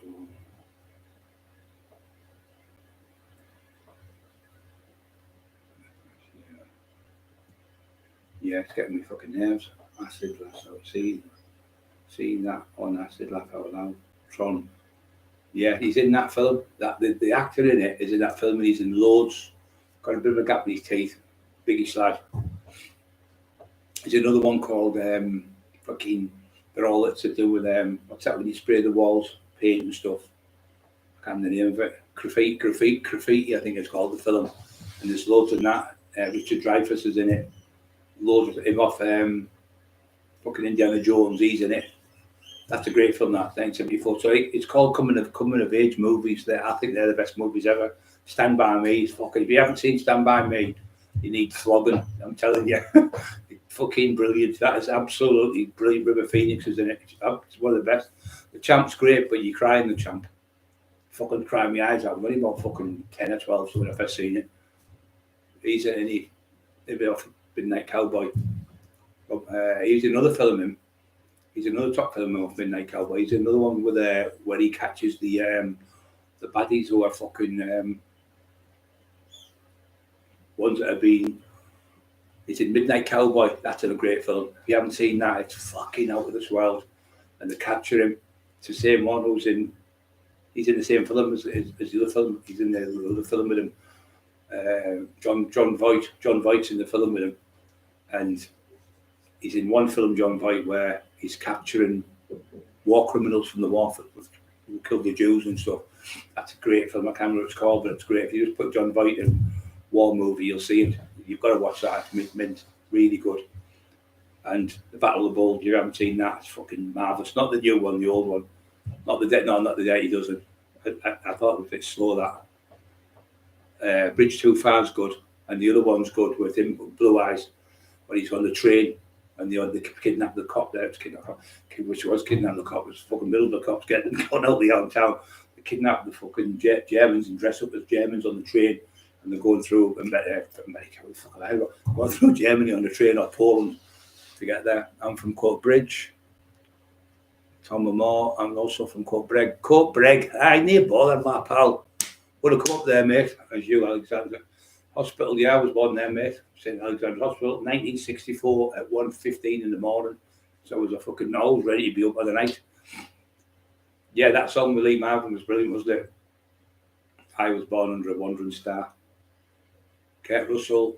No, it's not Kurt Russell. But, yeah, you fucking know him. When you see him, you'll think, oh, for fuck, Brian, why couldn't you remember him? How many of us done it? How many of you do it? And you go, fucking hell, you're 3 in the morning, Brian, it's him. I keep shouting at me on my fucking evenings as well. Not Blazing Saddles. I like Blazing Saddles. It was funny, that. It was really funny. Yeah, it was a good film. You're right, mate. I like that one with Stallone as well, where he's in the prison. He has to escape. That's a good film. It was a good film. Really good. I like that one, The Driver. That's fucking brilliant, The Driver. That's one of the films where I started wanting to drive like that, like when you get chased. And you'll see him doing the driver in it. It's called The Driver, the old one. They breaks him out of jail and they get him away. Fucking the driving out of this world. How unbelievable driver he is. They've chased him all over. I think it's Peter Fonda's in it, I think. I think he's the driver. Fucking brilliant. There's another one. There's about 2 or 3 of them. There's another one. But I can't remember this fucking name out here. I'm going to have to leave it because I can't remember. I'll get it tonight. And that's a great one as well. They get his brother, Lee Marvin's in it. And Lee Marvin's brother gets fucking shot by these cunts. Coppers, I think it is. And he wants the money off them, and it's something like 60 grand he owes. They want the 60 grand. And he's looking for them all over, and he starts killing all the mafia. He went, you can't kill me. You can't, my suit. He said, I want the 600, whatever it was. 60 grand, he said, my suits are worth more than that. The mafia bloke. When I want my fucking money. Anyway, he goes around killing all the mafia in this fucking area, and they all try to kill him. It's a fucking brilliant film. Kurt Russell, I like that. Kurt Russell, I like him. I tell you what, Kurt Russell's the best film is when they go to America, when they go to Las Vegas to rob, and they're all dressed up as fucking Elvis Presley, and he can really do Elvis. He's fucking brilliant. That's brilliant. There's 4 Elvises, and they rob this fucking casino, massive shootout they have. The cops are chasing them all over. It's fucking brilliant. Brilliant film, that. Yeah, I do watch the Ozarks. A really good one. Really good series. Fucking brilliant. Me and Emma watched it. I watched the Peaky Blinders. Was really good because it's a true story. That. Also, the one with the one who gets killed in Sopranos, becomes a massager, and he kills fucking Tony. Tries to kill Tony in the end, and Tony gets him killed. It's his cousin, and I can't remember his name now. He's in it. I can't think his name. Good actor, but he's that's a series. What's it called? Fucking hell, whether Lucky Thompson he's called. Lucky Thompson. He's in it. I can't think his fucking name, but he's called. I can't remember who's called Lucky Thompson. He's called Lucky Thompson in it. The bloke, and he runs this place. He's a mayor. What the fuck's it called? The Boardwalk. The Boardwalk. It's fucking marvelous. Absolutely brilliant. Brilliant series. And they bring this fucking lunatic psychopath in who just he's fucking cuckoo in the head. Mental case. Proper mental. Doesn't give a fuck. Just kills every cunt. He's fucking balmy he is. They've got a lad called Jimmy and who was a soldier in the war. And he ended up teaming up with this other lad who's like, his face has all been shot and burnt. Or he's got a mask on, like that bad, but he's fucking lethal with a gun. There's a massive shootout at the end. It's fucking brilliant. That's really good. That it's about the IRAs in it and everything. Really, whoever's made that, and also the motorbike gang. the what's it called? Fucking Sons of Anarchy, absolutely brilliant. And the other one's quite good as well. The remake, the Mexican gang, another one with the Mexican lads in it, and they take off. It's quite good. Dirty Harry was good. Yeah, there was some good films in them. Lost Boys there. All them kids there, not Lost Boys, were all abused by that dirty bastard who got jailed, didn't he? And some of them kids in that other film, just told you on the stand by me. They were all abused by him. Something Steen he's called. I think he got 10-year jail for paedophile, being a paedophile. And the main kid who's got the glasses on out the Goonies, little kid, and he's a little fat, he's brushed them up the fuck. Film whatever he's called. I can't remember his fucking name now. Good night, Joe. Good night, Joe. Mighty Joe Young's good. That's a good film. Fucking big silverback. He's fucking huge. Good night, chaps. That's boil that. Boil that at the top. That's actually couldn't boil that. Joe Livo. That's Joe Livo from Park End, from Middlesbrough. Joe Livo's the one who chased him out of Park End for selling smack and told him, write any fucking stuff in, man. Write me in your book and I'll break your jaw. That's not him. That's not Joe Livo. That's Jamie Boyle, that daft cunt. Smack rat. Little shithouse. Cowardly little coward. Why don't you come on? Explain to me the people escape to victory. I love that film. Sylvester Stallone's fucking class in it. Yeah, that's that dibby cunt. He's clapping his hands there. Look, to say, well done, Brian, you've got me. Now stick his fingers up me there. Look, he's fucking mental, and he's laughing now. He's a fucking crank, honestly, he is. See that's left out. Take that pie head of yours, clean off your shoulders, you fat cunt. You'd be like fucking Wessel Gubbins when he takes his heads off. I'd take your head clean off your shoulders with one shot. You fucking cowards want to fight me. Well, why don't you fight me now then? Hey, shit pants. Boardwalk. Yeah, the Boardwalk is really good, Mark. See the coward coming on with these little daft fake accounts. You little man, you're a weasel. Charlie, just like me saying, Emma, go and tell them men off there, they're bullying me. Little fucking wanker. Everyone see Stephen King's The Stand. Yeah, I think it was weird, that film for me, but it was like, it went on a bit for me. Black Widow Biker Gang. I've never seen that, Papa. I've never seen that. I've seen the ones when they're all fucking off my head. I can't remember now tonight. But he's done my head in the actress. I can see him clear as day. He's about 6 foot tall, blondish hair, good looking lad. Always white looking skin he's got. Cody Fieldman, that's him, yeah. Cody, that poor kid, he got sexually abused. He was also in another one called The Lost Boys, where they're all vampires. Got there. The Rats was a good film, yeah. I Skip Rat. I thought you meant The Rats. That was a good film, The Rats. When I was a kid, I shit myself watching that. Yeah, he's horrible. I watched that, yes, Brian, very good. Boardwalk's really good, yeah, guys. He's really, really good. Another one's good, 24. Jack Bauer, he's fucking lethal. He's a cop, but you want him to win because he's beating all the terrorists and he murderers and everything. That's when them type of cops, I love them. I'll back them every day of the week. But them low, like stinking, smelly scumbags who want to put guns in people's houses and set people up and pay people to set them up, they're low-life fucking scum of the earth. Well, it's scum. I'm not saying all cops are bad. We need them. Without the police, we're fucked. Skip Ray Boyle. Yeah, he's a fucking Skip Rat. Skip Rat. He looks like he's in there. He looks like he's like, you know, when them people going on the skip and they're like fucking sticking the dump. He looks like sticking the dump, that big dark ginger hair, it's all over. That pedo Parker sweating like a fucking rapist on the third victim without arrest. Third victim without arrest. Be young boys, won't it? Won't be women. Just not my scene. It's just not my scene. Well, learn to swim, young boy. Learn to swim. That was a fucking class advert, wasn't it? Fucking class. He was doing it. She went, meet Mike. He swims like a fish. Mike's that swimmer because he goes, Dave's great. Dave this, Dave that, Dave this. Motorbike, swimming, jumping, well, not swimming, running. Dave can do anything. The next minute at the beach. Up popped my fairy godmother. I wish I could swim. She says to him, well, learn to swim. No, I wish, what was it? Oh, why do I keep losing all my girlfriends? She says, well, learn to swim, young man. Learn to swim. And then there's you, Shirley, isn't it? Petulia. with the big fucking ice cream. And then the farmer comes along and goes, oh, there's a farmer down there doing a country dance. And she goes, well, I'm not staying where I'm not wanted. That's you, Shirley. With the fucking big ice pies you've got, though, big pie. And sitting there eating. And the chase. The farmer's going mad. So they leave the gate open and the fucking animal gets a plastic bag around its face. That's used to. That's what you were like. Shirley, Cherbo, he calls her. Cherbo, like fucking Sherman fucking tank.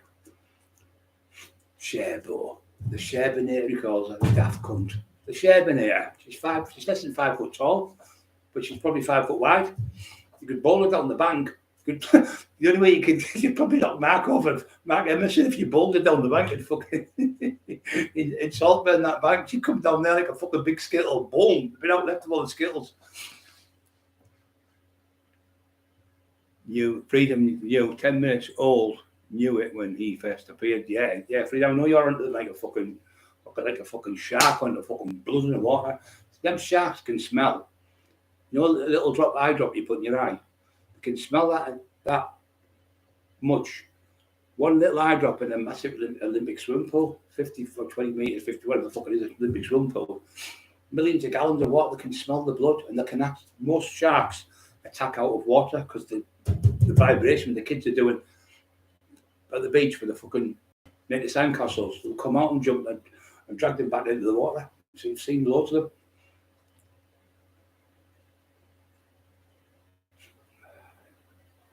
Troy, he's in Troy. What the fuck? Come on, guys. Tron or Troy? It's got not Troy. Tron, Tron, the game. Tron. The actor's in that. It's not Tom, is it? What's he called, man? He's in Tron. Someone get it. Hopefully, can go and do Lally, man. Fucking hell, me head batters with it. Tron. He's in Tron, the game. Remember the Tron? He's like a little fucking man in the game, like a space fucking, whatever they call games. I've never into them, mate. Never into them fucking shite. Commodore 64s and all that. That shows you I can't fucking do that. Never use them.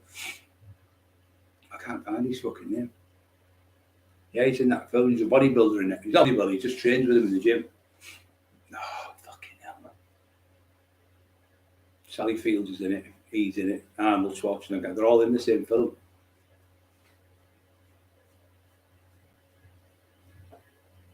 It's that water if you fell out a boat by Evandro. He couldn't hit water. Yeah, you're right, mate. He's just a fucking crank, and you just have to look at him and fucking, does anyone know? Yeah, I did that. Yeah. He should have been on fucking Zippy. You should be on there, fucking bungle fucking head. But head like a fucking one of them cartoon characters out of fucking Rainbow. Up above the streets and houses, rainbow flying high. Boyles talking load of shite in the sky. Make the whole world with the boil. It's all about him. Fucking Boyle. Boil in a bag of fucking, boil in a bag of water. Boil in a bag, that's it. Boil in a bag. Yeah, Joe chased him off the estate. He said, get the fuck, because Joe used to do the security on there. And he chased him off the estate. He chased him off and he said, write me in that fucking book and I'll break your jaw. This was about 3 years ago and he told me. I went, I'm not following with Joe. I said, that was not wrong with me, not for you. So he tried to get me fought with Terry, tried Kevin Kilty. I ended up pulling lads over stuff, and when I got to find out it was him, all along it was him. Just causing trouble. He just loves causing trouble with people. He's just a fucking sick in the fucking head. Really sick in the head. I'd rather be friends, helping people, having a bit of fun. The channel's top, dormant, you're not coming in. Yeah, that was good. If your name's not down, you're not coming in. That's what me and Dale's on the gates of heaven now, waiting for me. He's got me a job there, he said. He said, but you won't be up there for a while, you know. But I was talking, God bless him. I said, Dale, I'm not going to be funny, yeah. It was about 3 or 4 weeks before he died. I said, Jeff Bridges, fucking get in there. Give that man a fucking cigar. Jeff Bridges, watch Jeff Bridges' film. He's in that one. He's in that film he's in. Not Tron. He's in the film he's in. If you have a look, you'll see Jeff Bridges' films. and he's in a film where he plays the cowboy. That's great. Rooster Cogburn, and then he's in another film that I'm trying to think of. He's in that, Jeff Bridges. Yeah, it's also in. I think he's also in that one with he's also in that Graffiti. He's in that film as well. Jeff Bridges, fucking brilliant film. And he's in another film, and him, who was out with Cool Hand Luke, the big old bloke, I can't think his fucking name now, blonde hair, with loads and loads. He's in the film, and that film great. So they go to a school to get some money that they've left. They're in prison. They get out and the fucking school's moved. So what it is school's being moved on wheels, like a mobile one, and the money's behind the blackboard. And anyway, Jeff Bridges is in it, and he's only about 17, 18, but he's always cocky to her. He's going, oh, little fairy to this bloke, can't his fucking name now. And he punches him in the ribs, and later on he dies on the bus. A bit like Midnight Cowboy when he died, and he carries him off the bus. It's fucking sad. Brad Pitt, I like Brad Pitt, good actor. Well, that film, that was a good one where they go to, he's in it, fucking hit your motor running, head up to the highway. He's in it with him, and his dad's in it, and he's in it, fucking Gary Oldman, and Brad Pitt's in it. He's very young, and Brad Pitt, he's got his teeth are crooked. His teeth aren't even done. He's not like good looking like he is now. All his teeth aren't even done. He looks about 18-year-old or something. And he's in the film, and the mafia come in, and guess who's in it? You won't believe it. Our friend Tony Soprano. Tony Soprano's as a baddie, and he comes and batters the girl up, and the girl who was in it is Madonna's. Not Madonna's. What's them? Him off. Fucking hell. Him off. Scream. The girl off Scream, and Dewey off Scream. He's related to them in real life.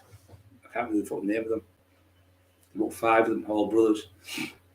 Yeah, it's fucking brilliant, that film. Dewey, Scream, that's it. Yeah, he's in Scream. But Jeff Bridges is brilliant in that film. Fucking marvellous film it is. Peter's already said, what did he say, Peter? Where's Peter? Harriet. Harriet, I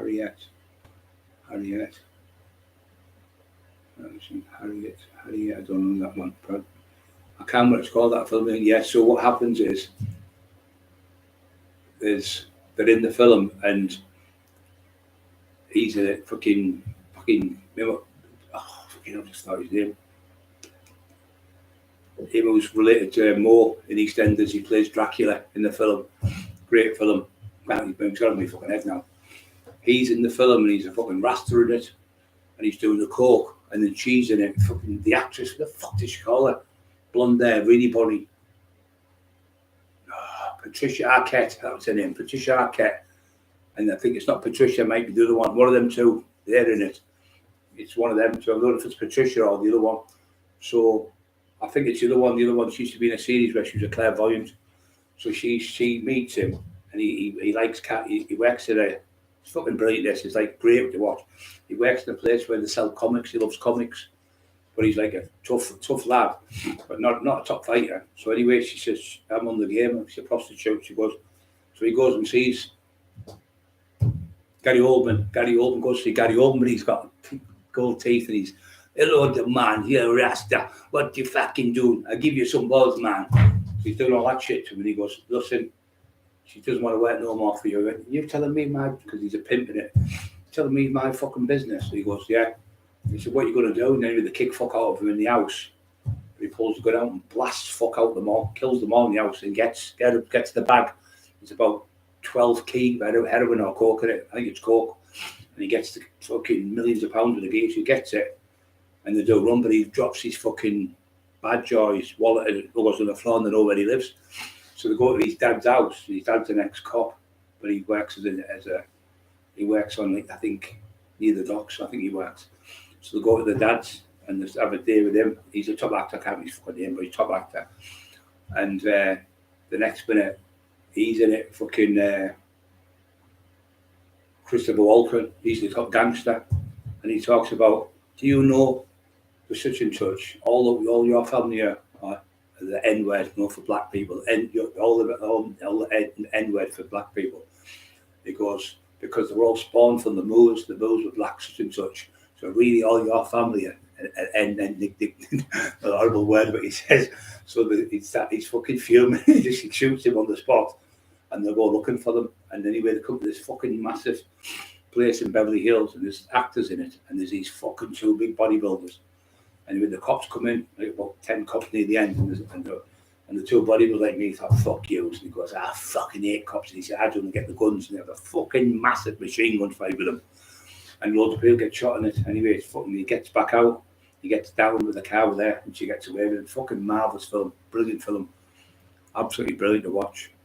Yeah, brilliant. Honestly, you can't, all the way through the film, you're like, you love you're like a hero because he's only young and he's trying to save her for being on the game and stuff. And you think, what a good lad he is.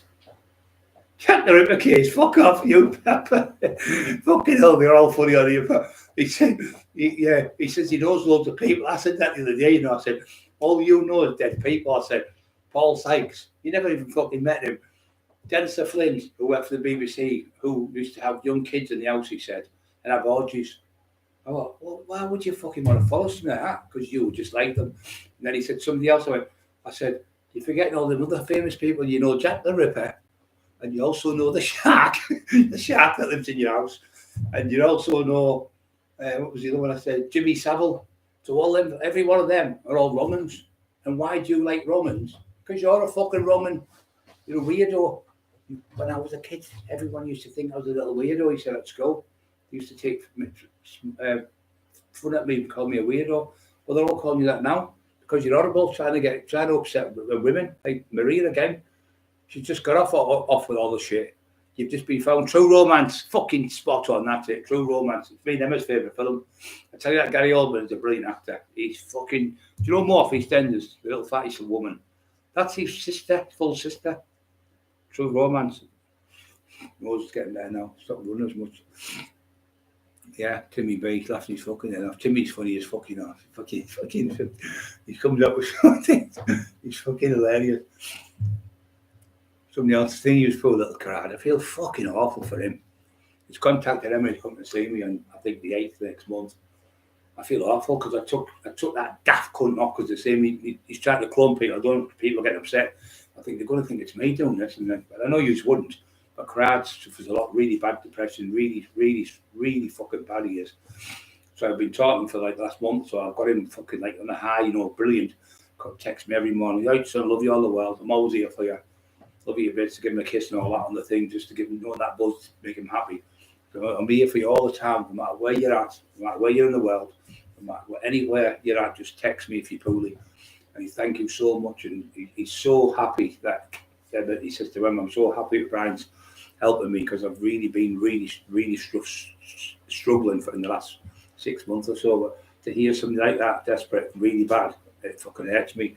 And when I've took him off, I feel fucking Emma's got hold of him apparently, and he's coming back on. Squatting Pig. Oh, Squatting Pig, that's me. Squatting on the thing. Yeah, it's great for you, Tommy. Is that Squatting Pig?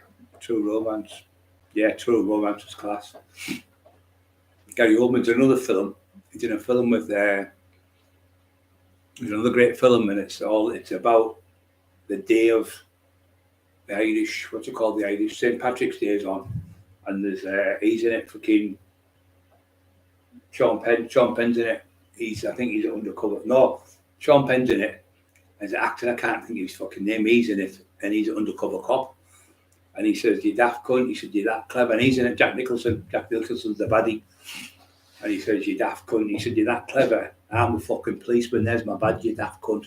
Because they kill someone he loves, the copper. The cop was like a good cop. And they're horrible cunts. And there's him, the other big fat one out of Sopranos. And was it Sopranos? He's in, I don't think it's Sopranos, no, he's in something else. And he talks big fat lad, I can't remember his fucking name now, he's in it. And they're going to have a massive shootout, but it's fucking brilliant, that film. I just can't remember the name of it. But he's in it, Gary Oldman. He's made some brilliant, he's in another one that's great, Matilda. She's only a young lass. She has an aspidilla plant. And she befriends, I can't remember who she befriends now. And it's him off there. Fucking hell. the French lad. He's got his French. He's in that film Ronan. He's in that film Ronan. Big nose, big lad he is. French. He's in that film with her, and he protects her. And he's a bodyguard. He's an ex-fucking hitman for a mafia boss. And he starts going around anyway. The cops come for him, and that's where he lives next door. He lives a couple of doors away from her. That is fucking amazing. That film. I watched it. I went to the pictures 3 times to watch that. It's fucking brilliant. I can't remember the name of the fucking film though. Emma might know. She loves it. She said it's her favourite film, one of her favourite films. All them films in the 80s were fucking great, and weren't in the 90s. Shit now, Anna Rosanna Arquette. That's always Rosanna. So there's Joanna, isn't there, I think, and there's Rosanna. There's actually 5 of them with Seabiscuit. There's the one in Snatch. Snatch, what the fuck am I about Snatch? I wasn't knocking out me tonight. the one in the Scream is called Dewey, and he's a cop. And you remember Scream? I think she's in it. The blonde-haired one, really bonny lass.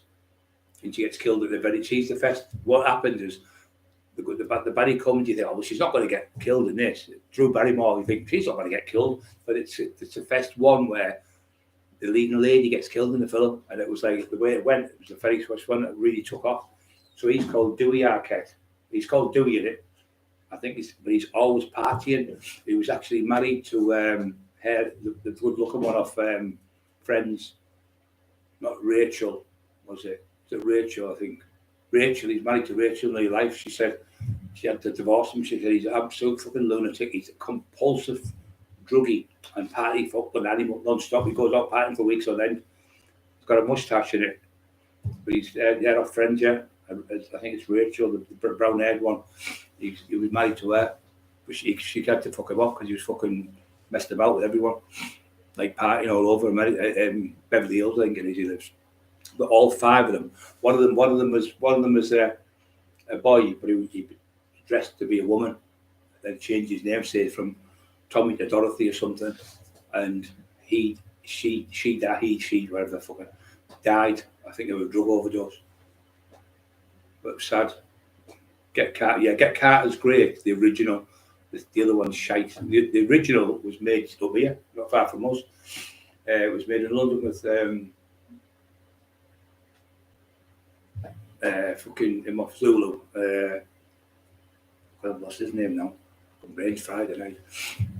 Michael Caine. My name's Michael Caine. Not a lot of people know that. So he's in it. Zulu's a great Zulu. Not the very first one is fucking brilliant. The second one not so good. Yeah, that there was the more medals were given out there. The Queen's, what's it called? The main medal you get, I can't remember the name of it now. The top medal you get for the award, Queen's Cross or some fucking thing, whatever it's called. 13 was given out of there. Rocks Drift, it was called, the place. When they took on 3,000 Zulus. It was true, and the Zulus saluted them at the end. That was a brilliant film. When you're a kid, you go, come on. You can see them all dying, thinking, yeah, it's brilliant. Loved it. Mark Emerson. He's a good lad, Mark. You know, he's a fucking cracking lad. He is a great lad. I could just feel the vibes off good people. Timmy B, laughing his fucking head off as usual. Mark's pity the person sat behind the picture, Brian. Yeah, I pity the cunt as well, mate. Oh, I fucking really pity you. See, what it is, revenge is sweet, but getting away with it's better. So you just put it in there. What you do is when you've got something to do, you put it in your little chip like that. Put it in the back of your head. It's there in the background, all there ready. All the information, data is still stored in the back of your head. No matter for 10 years down the line, 15 or 20 years down the line, boom, game over. Game over. I think that silly could. I think the way he's going on, I think he's going to have a massive stroke or a massive fucking overdose on drugs because he just can't stop. He's mental. I mean, that poor Maria, she's 56-year-old. 55, 56-year-old. She's only got half a lung. She had fucking major surgery. He's torturing her. She's got cancer. She's only just getting over it. Do you know how much fucking weight that woman's lost? I think he's 5 stone through all the stress through that comes. 5 stone she's lost. Like that. Her face is all sunken and everything because she's fucking depressed. Can't eat or nothing. But loads of kids. I said, you're not going to lose. I saw it today. I said, listen, the daft cunt can't recharge you because the investigation's over. Once they've had the paperwork, they can't go through it all again. They've already done all that. Why would you go through? It's like reading a book or a movie. You know the full movie. You wouldn't have to go back into it because you've already fucking just read the full script. So when you go back, if you liked it, like it was a movie, you go and watch it again because you go, it's fucking brilliant, this. But the police can't go through a case on malicious communication a second time when it's already been exhausted. It's called they've exhausted the case. There's nothing left. Same with me. How long's left now, guys? He said to you all, 2 to 3 weeks, and he's going to jail for the longest time in history. Jamie's ticking away the clock. You turned on and said, I swear on my son's life, I'll never show my face on YouTube. That's what you did. But you'll be back on because you're a fucking nutcase. Definitely, what's that? The Buccaneers. Is that a pub that mate? The Buccaneers. Mate. Oh, I don't know about that. I don't know. You was down that way, London, like the Buccaneers. Is that London way or something? I'm lost there. What you were talking about? Speak North with Rihanna.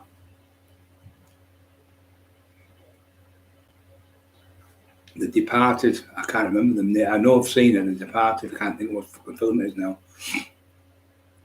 No woman, no kids. You've got me.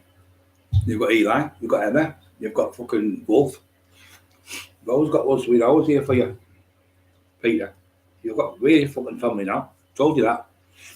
Really, the fucking day you die, the day I die, will be still the fucking brothers. Told you that from day one.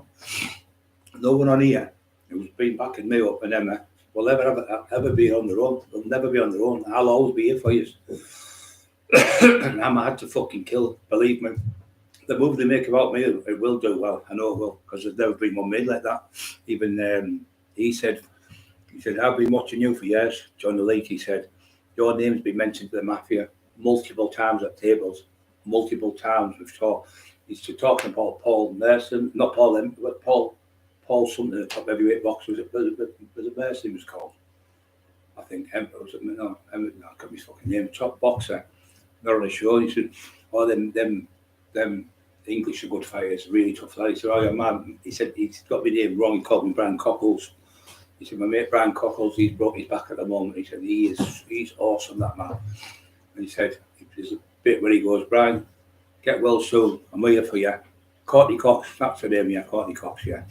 Beautiful she was. She's in that film as well. They all go to, she's in that with them. Where they all go to rob Las Vegas for four Elvises, I think it's called, something like that. And they all start doing Elvis, and he's really good at him. You've just been on about earlier on.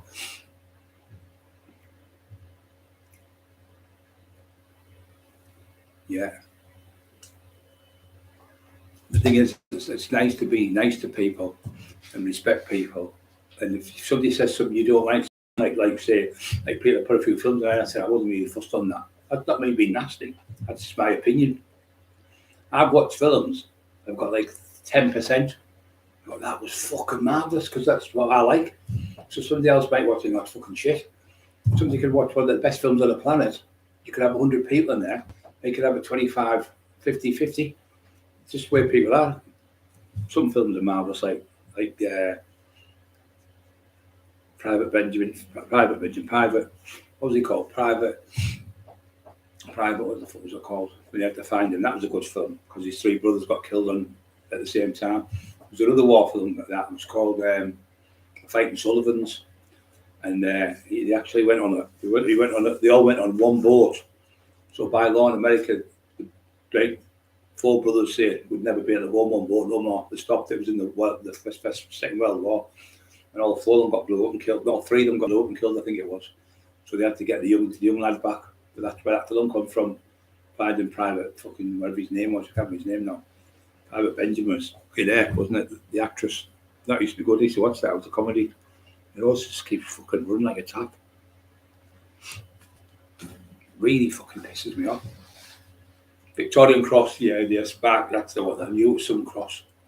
So we said, that's not a fucking medal, Brian, that's a train station. Oh, yeah, he was on the phone with fucking, me and Bobby was sat there, so just on the phone, he went, on the photo. What's he called? The actor, fucking him, the singer.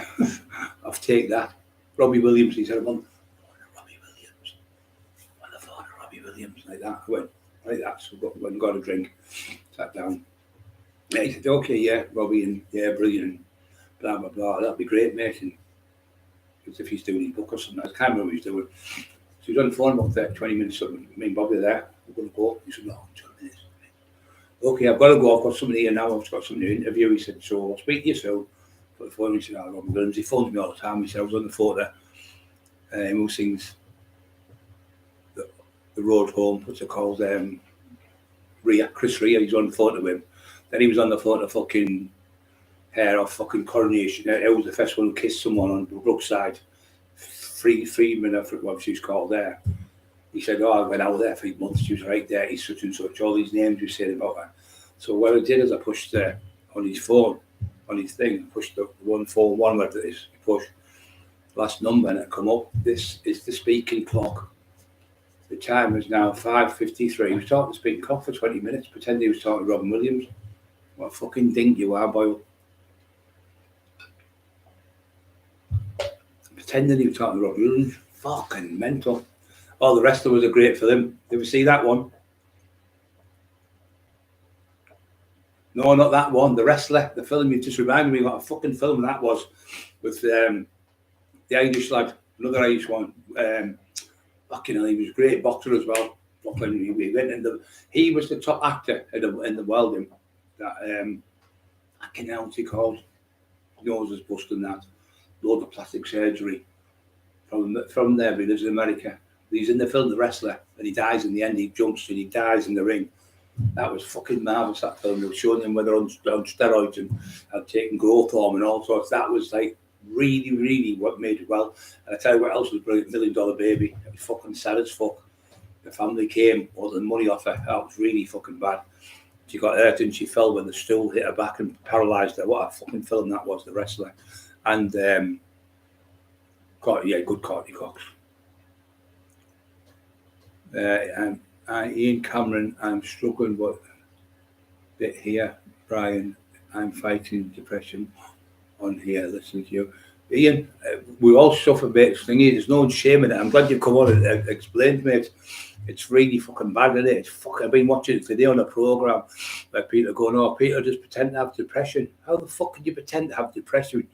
I mean, we all have bad days, right? A bit of anxiety and thing, but that's not depression. People don't realise the difference between a bit of anxiety, like somebody's passed away in a family, you get that's called a bit of depression, a bit of fucking struggling in life, everyday things. But when people have like chronic depression and people are getting up and they can't sleep and they can't fucking talk to anyone, their heads are fried, that's fucking awful. And then you get scumbag people going, "Oh, they're only pretending they're bad to get money off the door." No, they're not. And what they do, people who have it, they really, really try like fuck to work. They stay in the job. The school teacher, I was on a list today, she said, my best friend was a school teacher and she had depression really bad. She said, but she was trying to work as good as she could, but she was hiding it. Well, the worst thing you can do is he's done the best thing in the world coming out here tonight. But Ian, you're not alone on here, mate. Honestly, you're not alone. All these good people are all supporting you, mate. We all love you. But coming on and telling the truth and coming out with it, mate, is the best thing in the world, because I used to pretend there's nothing wrong with me, and people think it's embarrassing to come out because you've got mental health. So why would it be embarrassing? I mean, if somebody broke your nose, you go, "Fucking hell, my nose broke last night." If you fell over and broke your leg, you'd get your pot on. You wouldn't be embarrassed to show your leg. If you had an heart attack, you go, "I've just had an heart attack." Why the fuck is it embarrassing to say you've got mental health? I've had it myself for years, on and off loads of times. One day you feel great, and then for last week I was in bed 5-6 days in a row, didn't have to get up. Couldn't do nothing, fucking head fried, just proper fried. And then other days I'm great. So we all get that, but it's hard for people like yourself, when people, especially when people are working. So what they do is they work like mad and try their best, but they're suffering from that much depression. The work starts depleting. Go, "Oh, he's not doing his, he's not pulling his weight, or she's not pulling the weight." No, they aren't, you stupid bastards. They should have somebody in every... See, you've got a work unit. I honestly think... Saving Private Ryan, yeah, thank you. Hersley, thank you very much. So I think, you know, these big factories, like wagon drivers especially as well, people working like in hospitals, people working with children who have been raped and abused, I think they've got to have a psychiatrist and a psychologist every day. I think there should be a psychologist in every school. None of these big massive schools you've got. I think there should be one in every fucking way. I think there should be a lot more psychologists out there and psychiatrists helping people instead of saying, here, take them tablets, 3 months later you'll be better. No, you're not. You take the tablets and then you get fucking fried on them. Your head's even worse sometimes. And the tablets take months to get in your system. So you're fighting depression, and then the tablets are making your fucking head fried where you can't sleep, or you'll get insomnia, you're sweating like a pig. So tablets, sometimes they do work, but not all the time. So you might have to go to the doctor, and then they'll say, oh, I can get you an appointment with someone in 6 months' time. Fucking, 6 months' time, they could have took their fucking lives. They don't realise because they haven't got it. All right, reading about it in a book. All right, fucking studying it and looking at it and studying people, but not actually having it yourself. I think to be a psychiatrist, a psychologist, or somebody who advises people on drugs like I was bad, I have the knowledge and I know for a fact what you're going through. I know for a fact what the addiction's like. I know for a fact what the pain is. I know for a fact that fucking, pretending you're not bad when you are bad. It's the worst thing in the world, pretending you're not bad, because that way you're never going to get help. It's the best way in the world to come out with it. I mean, even Tyson Fury's coming out with it. It was amazing, telling people I've got drug problems, I've got depression. But depression's a horrible, horrible thing. What you've got to do sometimes is just try and surround yourself with like somebody, like close-knit family, somebody you really trust in the world. Don't have a load of people around you. Keep away from toxic people and just have a small circle of friends. That's probably the best way to do it. But the thing is, you've got to get out of bed in the morning, force yourself to get up, make your bed when you get up, and then at least you've done something constructive, you've made your bed. But before you get out of bed, sit there and think, right, what am I going to do today? Right, I'm going to get out of bed, I'm going to do what Brian says, I'm going to get a couple of eggs on toast, bit of cereal, because you need food in your body. If you've got depression and you're not eating, your body's going to go down more and more and more. If you've got enough nutrients and food in you, get some vitamins in you, start going out for walks. If you can afford to have a dog, get a dog. The dog's a great company, and interact with people who you know are friends. But get into like a gym. You don't need a gym. You can use your stairs for a stairmaster. You get a little couple of dumbbells for about a tenner on the internet and do dumbbells or the elastic band training. I'm telling you now, as soon as everyone on here knows what I'm talking about, as soon as Mark Anderson, Freedom All, as soon as you start training, you start putting good gamma, good beta, good serotonin in your brain. Without the training and without the vitamins, without the food, your body's going to deplete more and your brain's going to deplete more because you're not eating the right food and you're not looking after yourself. You've got to keep saying, I'm going to get better. I'm going to get better. Brian's right. I'm going to get better. I can beat this. All it is you're going through a patch. Sometimes you can get it for like, say, 2 or 3 months and it'll go. It's like I say, I always say the same thing. It's like getting a load of nice sandwiches, having a lovely, nice, beautiful day like today, getting all the people around for food and boom, fucking thunder lightning, fucking big black clouds. Sandwiches get ruined, full of water. That's depression. You can be sat there, all of a sudden, panic attack comes on for no reason. Depression comes on for no reason. So it just hits you. One little thing can trigger it off. Somebody could say something about something you're worrying about, something like bills and things like that. Let me tell you this now, 97% what you think never happens. 97, only 3% of what you're thinking is going to happen, happens. But if you're getting up in the morning, say you've been whatever's happened to you in the past, and you're blaming that person, whatever they did to you, they are horrible cunts what they've done, but you can't keep blaming them because they're ruling your life that way. So if you're blaming somebody for something that somebody's done, say 20 years ago, you're going all them years you've been doing it. So you're doing it and doing it and doing it. So it becomes into a habit where you want to do it because you're still getting anger and rage and stuff out because of what they've done. You've got to think, fuck them. What they've done to me was horrendous. I'm not letting them fucking make me be a slave, because that's what you are, a slave to the person who's abused you or upset you or done whatever to you or made you have depression.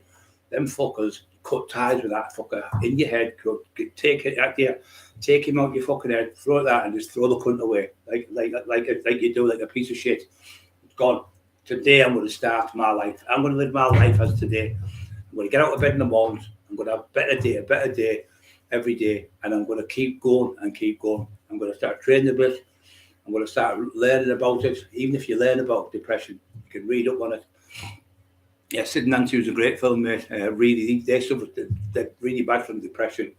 So depression, if you get out of bed in the morning, try and get a good night's sleep. Don't sit up. Do whatever you do. Don't watch horror films or any fucking films that make your fucking head fried. Because watch something. What I usually do, I watch something, say 8 o'clock, 9 o'clock. I'll watch some bodybuilding or something. I'll watch a film that's like an old film like Indiana Jones or something. Like it's all fun. So you're not getting that bad memories in your head. So yeah, you've got to try and look after yourself, my brother.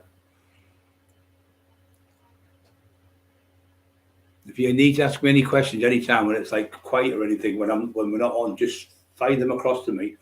Tell me what's wrong with you, and I'll help you with it, mate. There's no problem whatsoever. I'm 100% to help you, because that's what I'm here for. That's why I created this page, to help people suffering from depression, where I've suffered myself. I used to have suffered from panic attacks really bad. I used to get them fucking terrible, but the reason why I was getting them was I was taking Valerie drops, 60 drops. You're only supposed to take 2.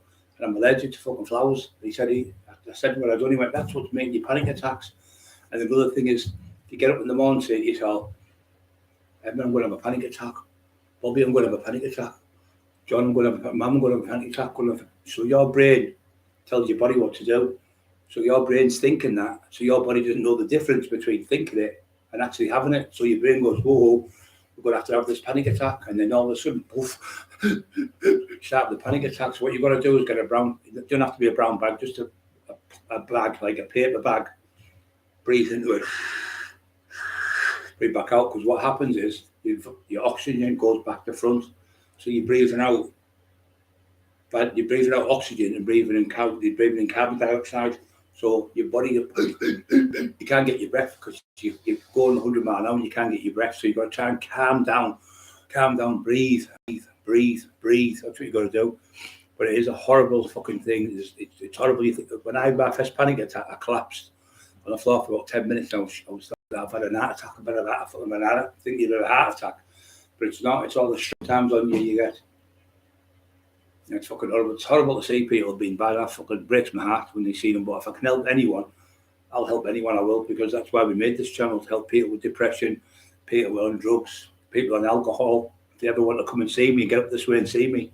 You can come and see us anytime, brother, if you're close to me. Or you can come and talk to me anytime you want.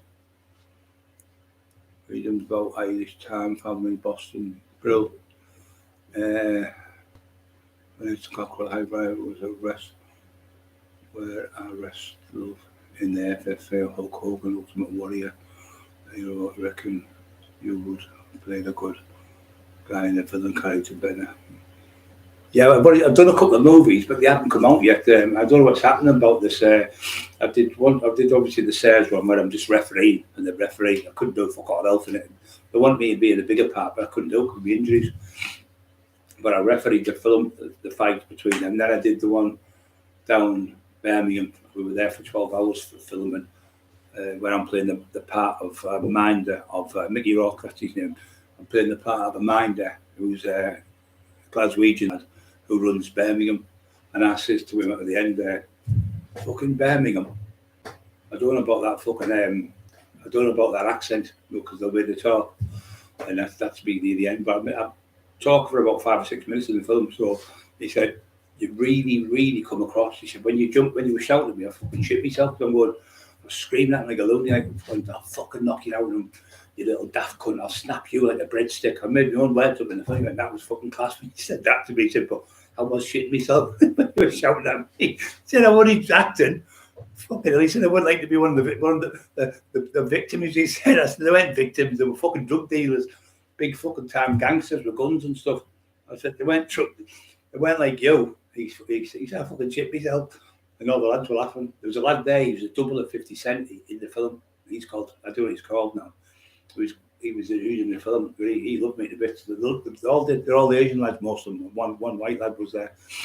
And me and Manuel were there. Like I say, it was great. I think I acted, to give me the part, and told me I had the part that to say, the words to say. About, I don't know, 100 words, so I spoke. It's not just 2 or 3 words to speak, but they wanted me to play right the way through. He said, so the next movie we do, which is this year, I want you to play the part all the way through. So fucking great. The Great Escape was a great film, yes. My brother gave me that before he died, that film. I've watched that about 1,000, not 1,000, but about 100 times. I always remember him in this. I was skinny, you know. My head giving me the DVD. Chris Ray, Bright Side, Bright Eye. He's making comeback, doing a tour with Dire Straits. Think they are going tour as diarrhea. Diarrhea. That's fucking Jamie Boyle. Fucking. He said about 27 bouts. I said, yeah, fucking diarrhea. Fucking 27 bouts in the ring. Fucking coward. You've never had one fight. You got battered off the lad. About 9 stone, hit you with 4 shots, bust on your nose, eye, mouth, and everything. You never even fucking fought back. You fell on the floor, pretend you were knocked out. And when they grabbed the lad off you, you ran out the door. You're a fucking clown.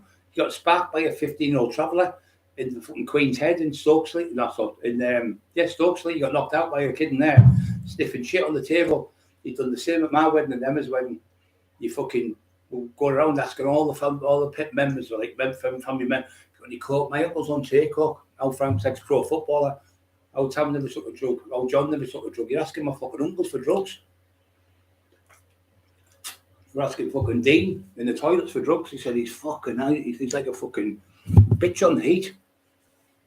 Desperate for fucking gear. And you're supposed to bring the mic and the music. What did he do? And his wife deliberately not bring it. So we had no music at our fucking wedding. After the thing, we had to get somebody else to get the music.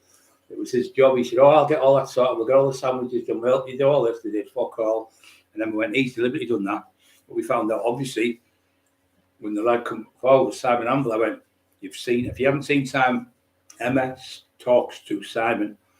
You'll hear Simon saying, Jamie Boyle got me to threaten to beat Dale up. He got me to phone Emma up on the phone if she was having affairs. And he also got me to, he said, go to the door and offer Brian Cockerill for a fight. Be deadly serious. And then they'll be scared because I've just got 2 lads to threaten to burn their house down. We've got all them screenshots to come up, Jamie. Emma's got a lot coming up in the next 2 or 3 days. This is going to destroy you people. Like, you fucking animal doing that to people. Want to burn people's houses down, threatened to rape my wife while I was in hospital, in a hospital bed.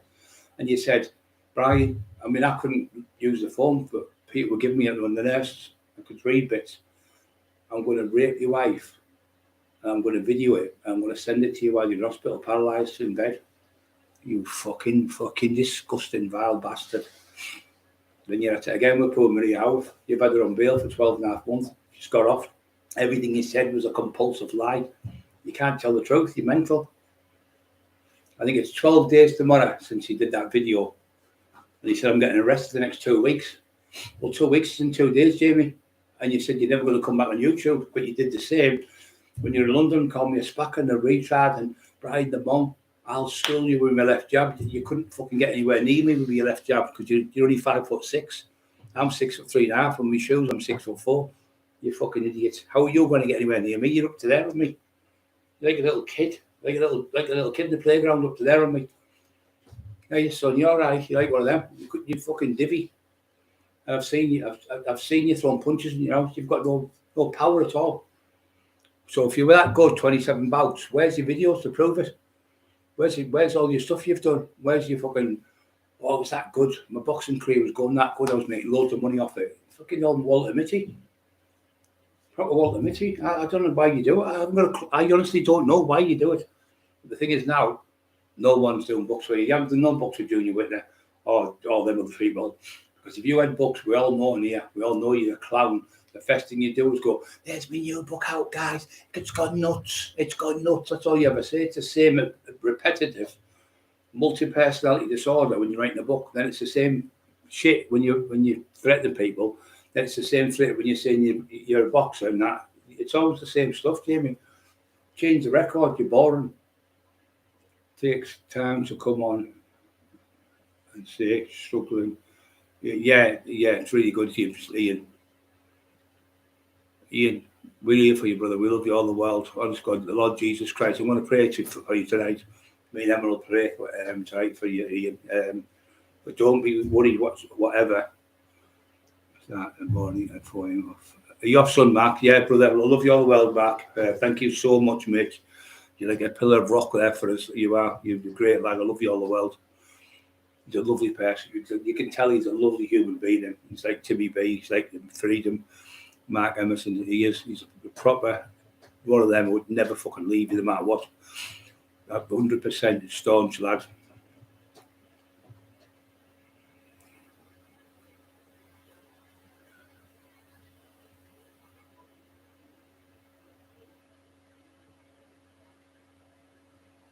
Oh, it was the first time you went home with Marty.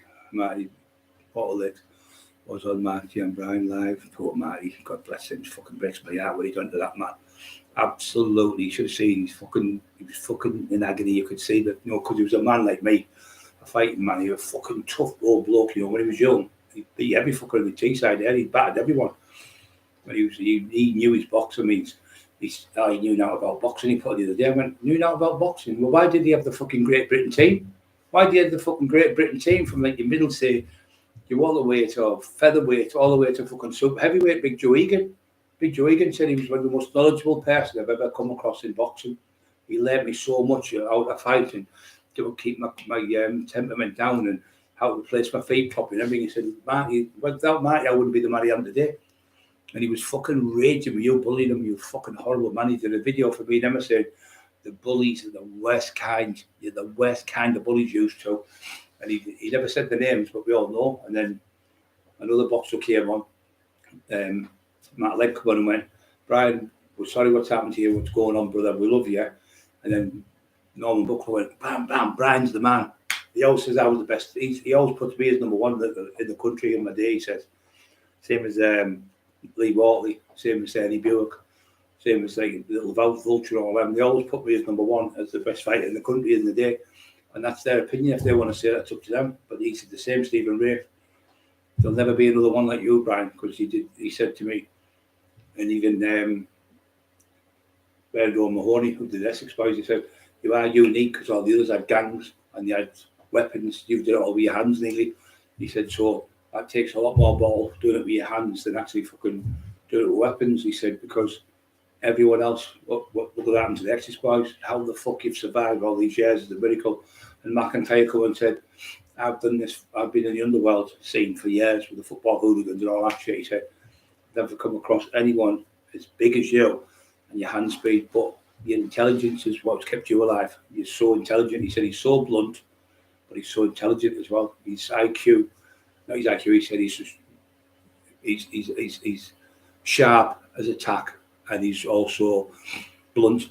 He said, but how he's lived 30 odd years taxing drug dealers and still alive and still fucking taxing them. He never swears at it, but he says that. Peter, it's home in Saltburn. Start in the morning, 2 a.m. on off to Scarborough. Oh, I love Scarborough. We used to go to Scarborough. We used to go there, me and Cookie. We used to get the plastic. No, it was like the tin foil. It was like a tin thing, and it would stick to the 10 pences. So you had to do it 1.5 times, I think it was. Cookie used to do it for me, and we'd put the 10 pence in and get 50 pence back. So we'd make like say 40p. But when you put 10 pence in, I've got 40 back. It's that 30 pence that you make. So we get 50 pence back off 10 pence, 40 pence. And we'd come away with like fucking 100 quid or something. But it'd be all day doing it, and we'd go to Scarborough and do it. Then we got to Blackpool, another town. And we'd do it in different places, Yeah, it was good. We used to go once a month. We'd make more on there, in there, doing that little scam. Then we just work on the fucking value, and you got like £10, £12 was about like £12.50 a night. I was getting £50 for 4 nights on the door. We would make £50 a day each, like £100 between us, and paying for the petrol and everything else. It was great. Wish I had that energy what I had then. Fucking hell. Doing like 10-15 mile bike rides a day, fucking training 2-3 times a day in the gym. I loved it. They even had little weights in the house we used to train with. Obsessed with it. I tell you what, I'm doing good. Like I tell you what, even the fucking powers come back in my hands. I can feel it. I can feel that power now. It's coming back, fucking stronger. I couldn't do that before. There was no like bang, woof. That's only there. Woof, a little punch. Take your head clean off. Tin foil that. One of them punches would take your head off. He's the wife. He's the beautiful wife. She's clever, like. She's fucking super clever. You can't. Even for this way, you argue with her, you've got no chance because I can't even be here. Steve Shannon was on last night. He thinks his fucking wife's bad folk. You know, my wife's a fucking nightmare. You try to argue with her, you've got no chance. You get wiped out in 10 seconds. She's too clever. You can't con her fuck all it out. You just can't. She's just too clever. I remember when she was younger, she's still beautiful now, but when she was younger, I'm telling you now, she was absolutely stunning. I mean, stunning. She turned everywhere she went. People turned people's heads in all the clubs, everywhere we went. So I used to throw her on my back and grab her hand like that and hold her and walk on the club with her. I used to say, she's fucking going out with me. Yeah, she was about 10.5, 11 stone at the most, but her legs are fucking up to here, really. So I think she's about 5'8". And she used to she used to wear a little hat. She looked like the look of Marilyn Monroe. And her mum was, people said, I've never met a mum, but they said her mum was even better looking than her. Everywhere she went was the same. She used to be a croupier in the gambling casino. She used to work. I know lads who knew her then. She I remember she was only 14 when her mum died. And that's, and he was putting horrible things up about her mum. And that's when he said, well, what's your worst fears? She said, a fire. I was in a fire. I was in a coma for 3 months. Nearly died. And also I was nearly raped off 2 lads. So he knew that, and she told him the names. He only found the names of them, got the pictures of them and sent it on like a Facebook, to Emma's Facebook, and she started screaming on my bed upstairs. And what's the matter? The panic attack. And calm down, what the fuck's wrong? That's them. I've never seen that bad in my life. And you couldn't. He went, oh, I didn't mean to do it. It was just the ones, he said. He just said they wanted me to, they want Brian to do it.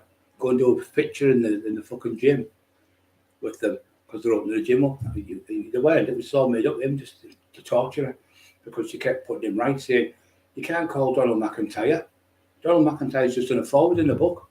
He's the most fucking biggest crime figure when he goes around doing documentaries than anyone else on the planet. In England, I would say, anyway, not in America, but in England.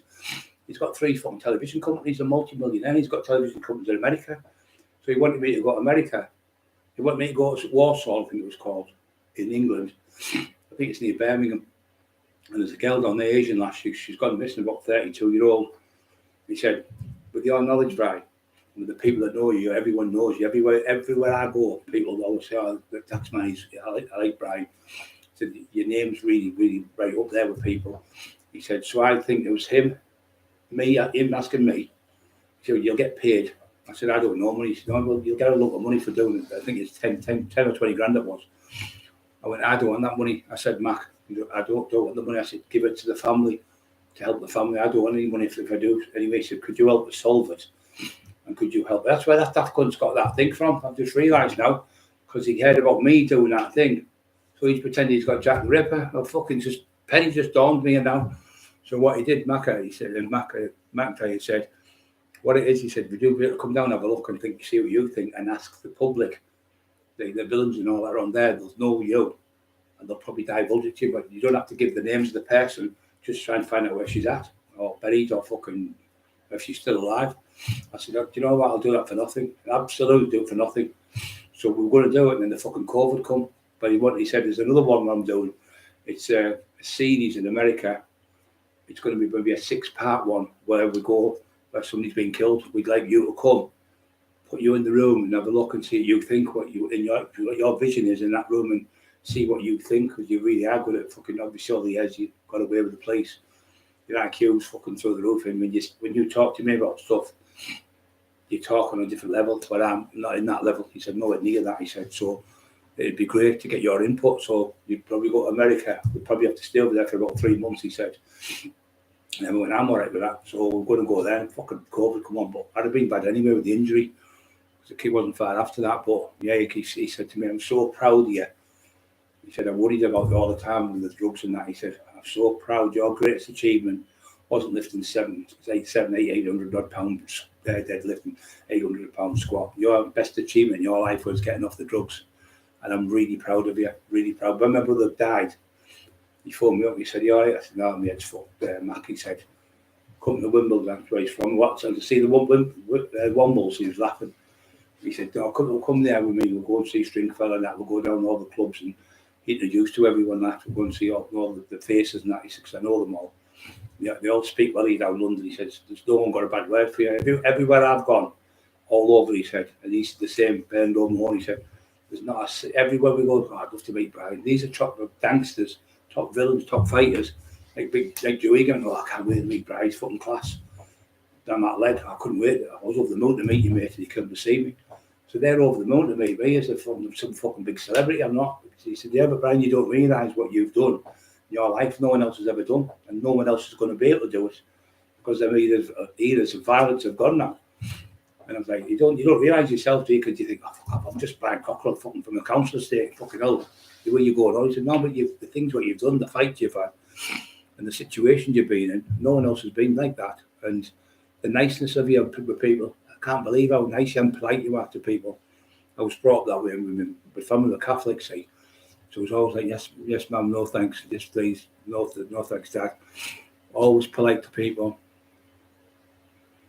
I used to do 12-hour shifts at Dale Pack. Where's that? Freedom. I tell you what, it was a really good job. The girls I used to know used to come to the raves and that. They used to do 4 days a week in a place called Hygiena. It was a factory where they built kitchen cupboards and stuff like that. They used to do 12 hours? Hold on. Yeah, 5 days at 12 hours a day.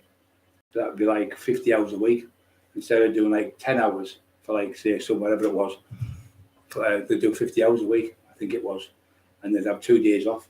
So they'd do like 10, 20, 30, 40, 50. No, but maybe messed. So it might have been 10, 20, 30, 40. It might be 48, like maybe 2 hours more. So I think they did 4 days a week, 3 days off, I think it was, yeah. I think that's what it was, 40 hours, yeah. 40 hours in 4 days and 3 days off. So they'd have like Friday, Saturday, Sunday off. Used to do it and used to come home with 400 quid. I couldn't do that though, fucking fixing boxes and I'd fucking get by. I've fucking done enough fucking boxing. I'm not boxing with them, putting things together. I used to love doing clocks and fixing tellies and car bits and all that. I can't do fuck all on my hands are fucked. I did the courses I was in when I went there on NYTS. I learned how to weld. I learned how to fucking solder. I learned how to paint properly. There's ways to paint properly. I learned how to do fucking soldering, really good soldering. And I did all that jobs. So every time I used to do my house, I used to do myself. Just take my time. The mum always used to say, stop rushing, she said. I'm not rushing, I'm Scottish, she said, laugh her head off. And she said, take your time. If anything's worth doing, do it right and do it slowly and take your time. So he's rushing it and making a mess of it and having to start all over again. And she's right, 100%. My dad was the same. It always comes out of the wash, son. And that's what's happening with you, Jamie. The lies you've told. I mean, if you look in the mirror yourself and you've got, say, 100 people are saying you're a wrong, you've got to think this to yourself. There's more than hundreds, thousands of people are calling you. So if you're looking in the mirror yourself and it's not me, it's all of them. That's a sign of insanity. If loads of people are calling your names because what you've done and you're pretending it's not you, they all can see through your shit. You're in London fucking screaming and shouting about retards. You know you can go to jail for a long time for that. 88% of people get charged for any disability act. And when you call them and you go, spacker, Mongolian, doing all these faces, pulling tongues out. When people do the expressions, you get about 4 or 5 times more jail. And she said, I asked the people in the Advice Bureau of Stockton one, they went, do you know that's a massive jail sentence he's going to get there? He said he'd get at least 2 years just for that alone. He said, so I would have him charged, but I haven't done fuck all. But I'm thinking of fucking, doing what everyone else is doing. We're all fucking sick of him. It's like having a wild dog or something. You end up getting it put under, even though you loved it. He needs putting in the nut house. He does, to get help, because he's never going to get. He's never got. His wife's not going to help him. She loves it as well, but she's going to go to jail. She gets caught with the door now. All that stuff's there in the door. You can't get off with it because you know yourself now. You know computers better than me. It's all kept forever. So when he's gone in the door and said, "Oh yeah, I've done this for the door, and I've done that, and done this," you've just turned on and said to everyone, "I never worked for Warcry. I'm not an author. I was a tea boy." That's what you told the judge, and then you did another one. But I've made £3,000. You told the door you never made nothing. You told the door that was off Rob Bretton to give you money to pay fighters, and when they asked you which place they were at and how did you get there and stuff, you went, "Oh, I got the train." He said, "Well, you've got the train stumps and I'll throw them away." Then you said you went to Tony. So there was £2.5 still left. You went, "Oh yeah." The next day I went to Liverpool and I met Tony Bellew, another world champion. As if these people are going to a little divvy like you smacked out your head, fucking stood there like a fucking Chucky doll. They're not going to work with you. And you never worked with him. It was actually Raggy, because he worked in the Kinahans, I think they're called. And they gave him a job because he had brain cancer. And you were torturing him, you were laughing down the phone at him. And you said, "My pleasure with you, Raggy." Because what he's been, he's bonnet over him is, guys. Abdul, his cousin, knocked him out with one punch in the fucking ring. Boom, knocked him down. Bust out his face, and that was the day they kicked him out of the gym. So he's got his bonnet over his cousin, knocking him out. So that's all it takes, one little thing. So he started torturing Raggy, calling him all the names of the son. We'd been an Asian lad, slagging him, "You Pakistani cunt, you fucking this." So he was torturing his dad, 80-odd-year-old, his dad, and his mum, about 70-odd-year-old. Fucking vile what you've done. Everyone's lying apart from you. I can't understand what even Timmy B's seen all the proof with his own eyes. And he went, "Fucking hell, right, it's disgusting what he's doing. Disgusting." I said, "I can't understand that. I've done nothing wrong to him. All I've done is fucking want money for the books." And when you look, and I did the book was February 2020, the judge said 14th of February to now, which was 2021, 16th of January. So you wanted all the invoices from the 2020 to 2021 on the court letter you see. He never gave me it. And then Teddy's was 2022 when he told Teddy to give him the I'm trying to phone. That is phone.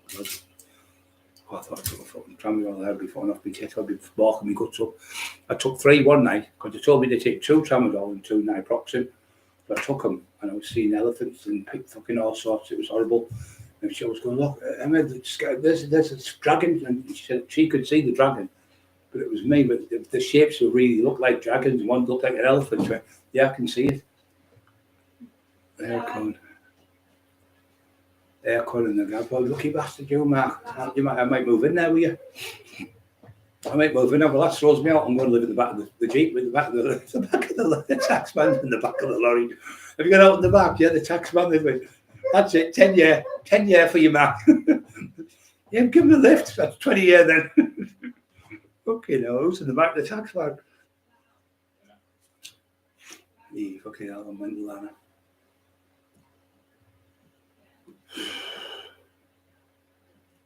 Get in the cab, all good, freedom. But yeah, he's got a luxury. I just don't worry about me. Fucking does my head in, just raining. Don't get me no fish. Fish for me, but well cooked, please. Bit of lemon on it, bit of salt. Yeah, he worries me a month when I was pissing down. And I was on the road, I was driving, I looked at the road and I thought, fucking hell, he's alright on this road. And he was right down south, near London, where there was fucking idiots all over. And I go, "I got Mark." So I said, "Mark," I don't drive the lorry. She went, "Oh yeah, I forgot about Mark." I said, "Oh, you're fucking great, you."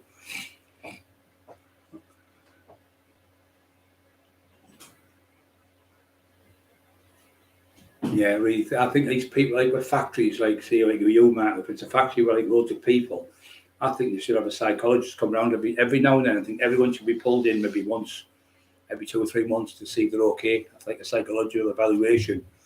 People could be suffering, especially when you're driving lorries and stuff. It's fucking dangerous, really dangerous. If you end up being poorly and you're fucking taking meds and you're not letting them know, you kill someone. You get fucking done for manslaughter. Terrible. Terrible. Fucking 6, 7, 8 years. It's really bad. But people are doing it and they're not realising the meds they're taking make them impaired. So they need to, I think they need to be getting, like, you know, different everywhere, even like adult people who work in the adult, the people who work in like any fucking IT or whatever the fucking call it, they should be pulled in and given help, because a lot of people won't come out with it because they think, oh, if I say something, I'll lose my job. And they try like mad to keep it, but they're making mistakes. And the fucking people's lives are dangerous, it's fucking terrible. And then people are, it didn't believe it, what a load of shit, they're only saying that so they don't have to work. No, they aren't, they're fucking seriously ill. You don't just go in there, something bad, and you get a fucking sick note and you get on the door or anything. You have to go see special doctors. Out Bobby every 2 years, he has to go for a year, go in and examine him. And they get you to say this and do that and talk, and then they go through everything. And the poorly, you can't blag them fucking doctors. There's no way you can get away with blagging them doctors. They're so fucking clever. You know, every fucking, it's like me, someone going, oh, this happened, I've lost the drugs, I've done this. I've got, fuck off, you've had the drugs, you've got to pay them back. And then sometimes you can't get your money, because there's an old saying, you can't blood out the stone, and sometimes you lose a couple of grand. I've lost hundreds of thousands. But you're just part of the game.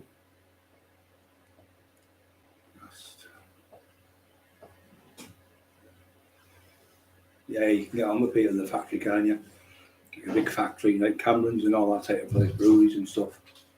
Do you know this? I bet you didn't know this, that if you work in a pub, or if you're a doorman, you work on a door, the insurance is about 3 times higher than normal. Or if you're a manager of a pub, because there's more chance you would take a drink. Chance you would take a drink. You'd have alcohol in your system, so you'd more chance of crashing. All right, guys, I'm going to shoot. Hold on, no, wait, I'm going now. I'm just getting this. I've got to go anyway because my back's gone. Oh. Completely. Nearly 3 hours. Have you? 2.5 hours. Yeah, I can't do the more. Can you turn that off for us? Right. Thanks very much for everyone, and hope you're okay. I love you all. But I think it was Ian. If you want to text me later, Ian, just let me know, son. And I'm always here for you. You know that. What? Like some depression. Asking what to do. I said just text me when it's quieter. I'll come see you. Did all this bloke.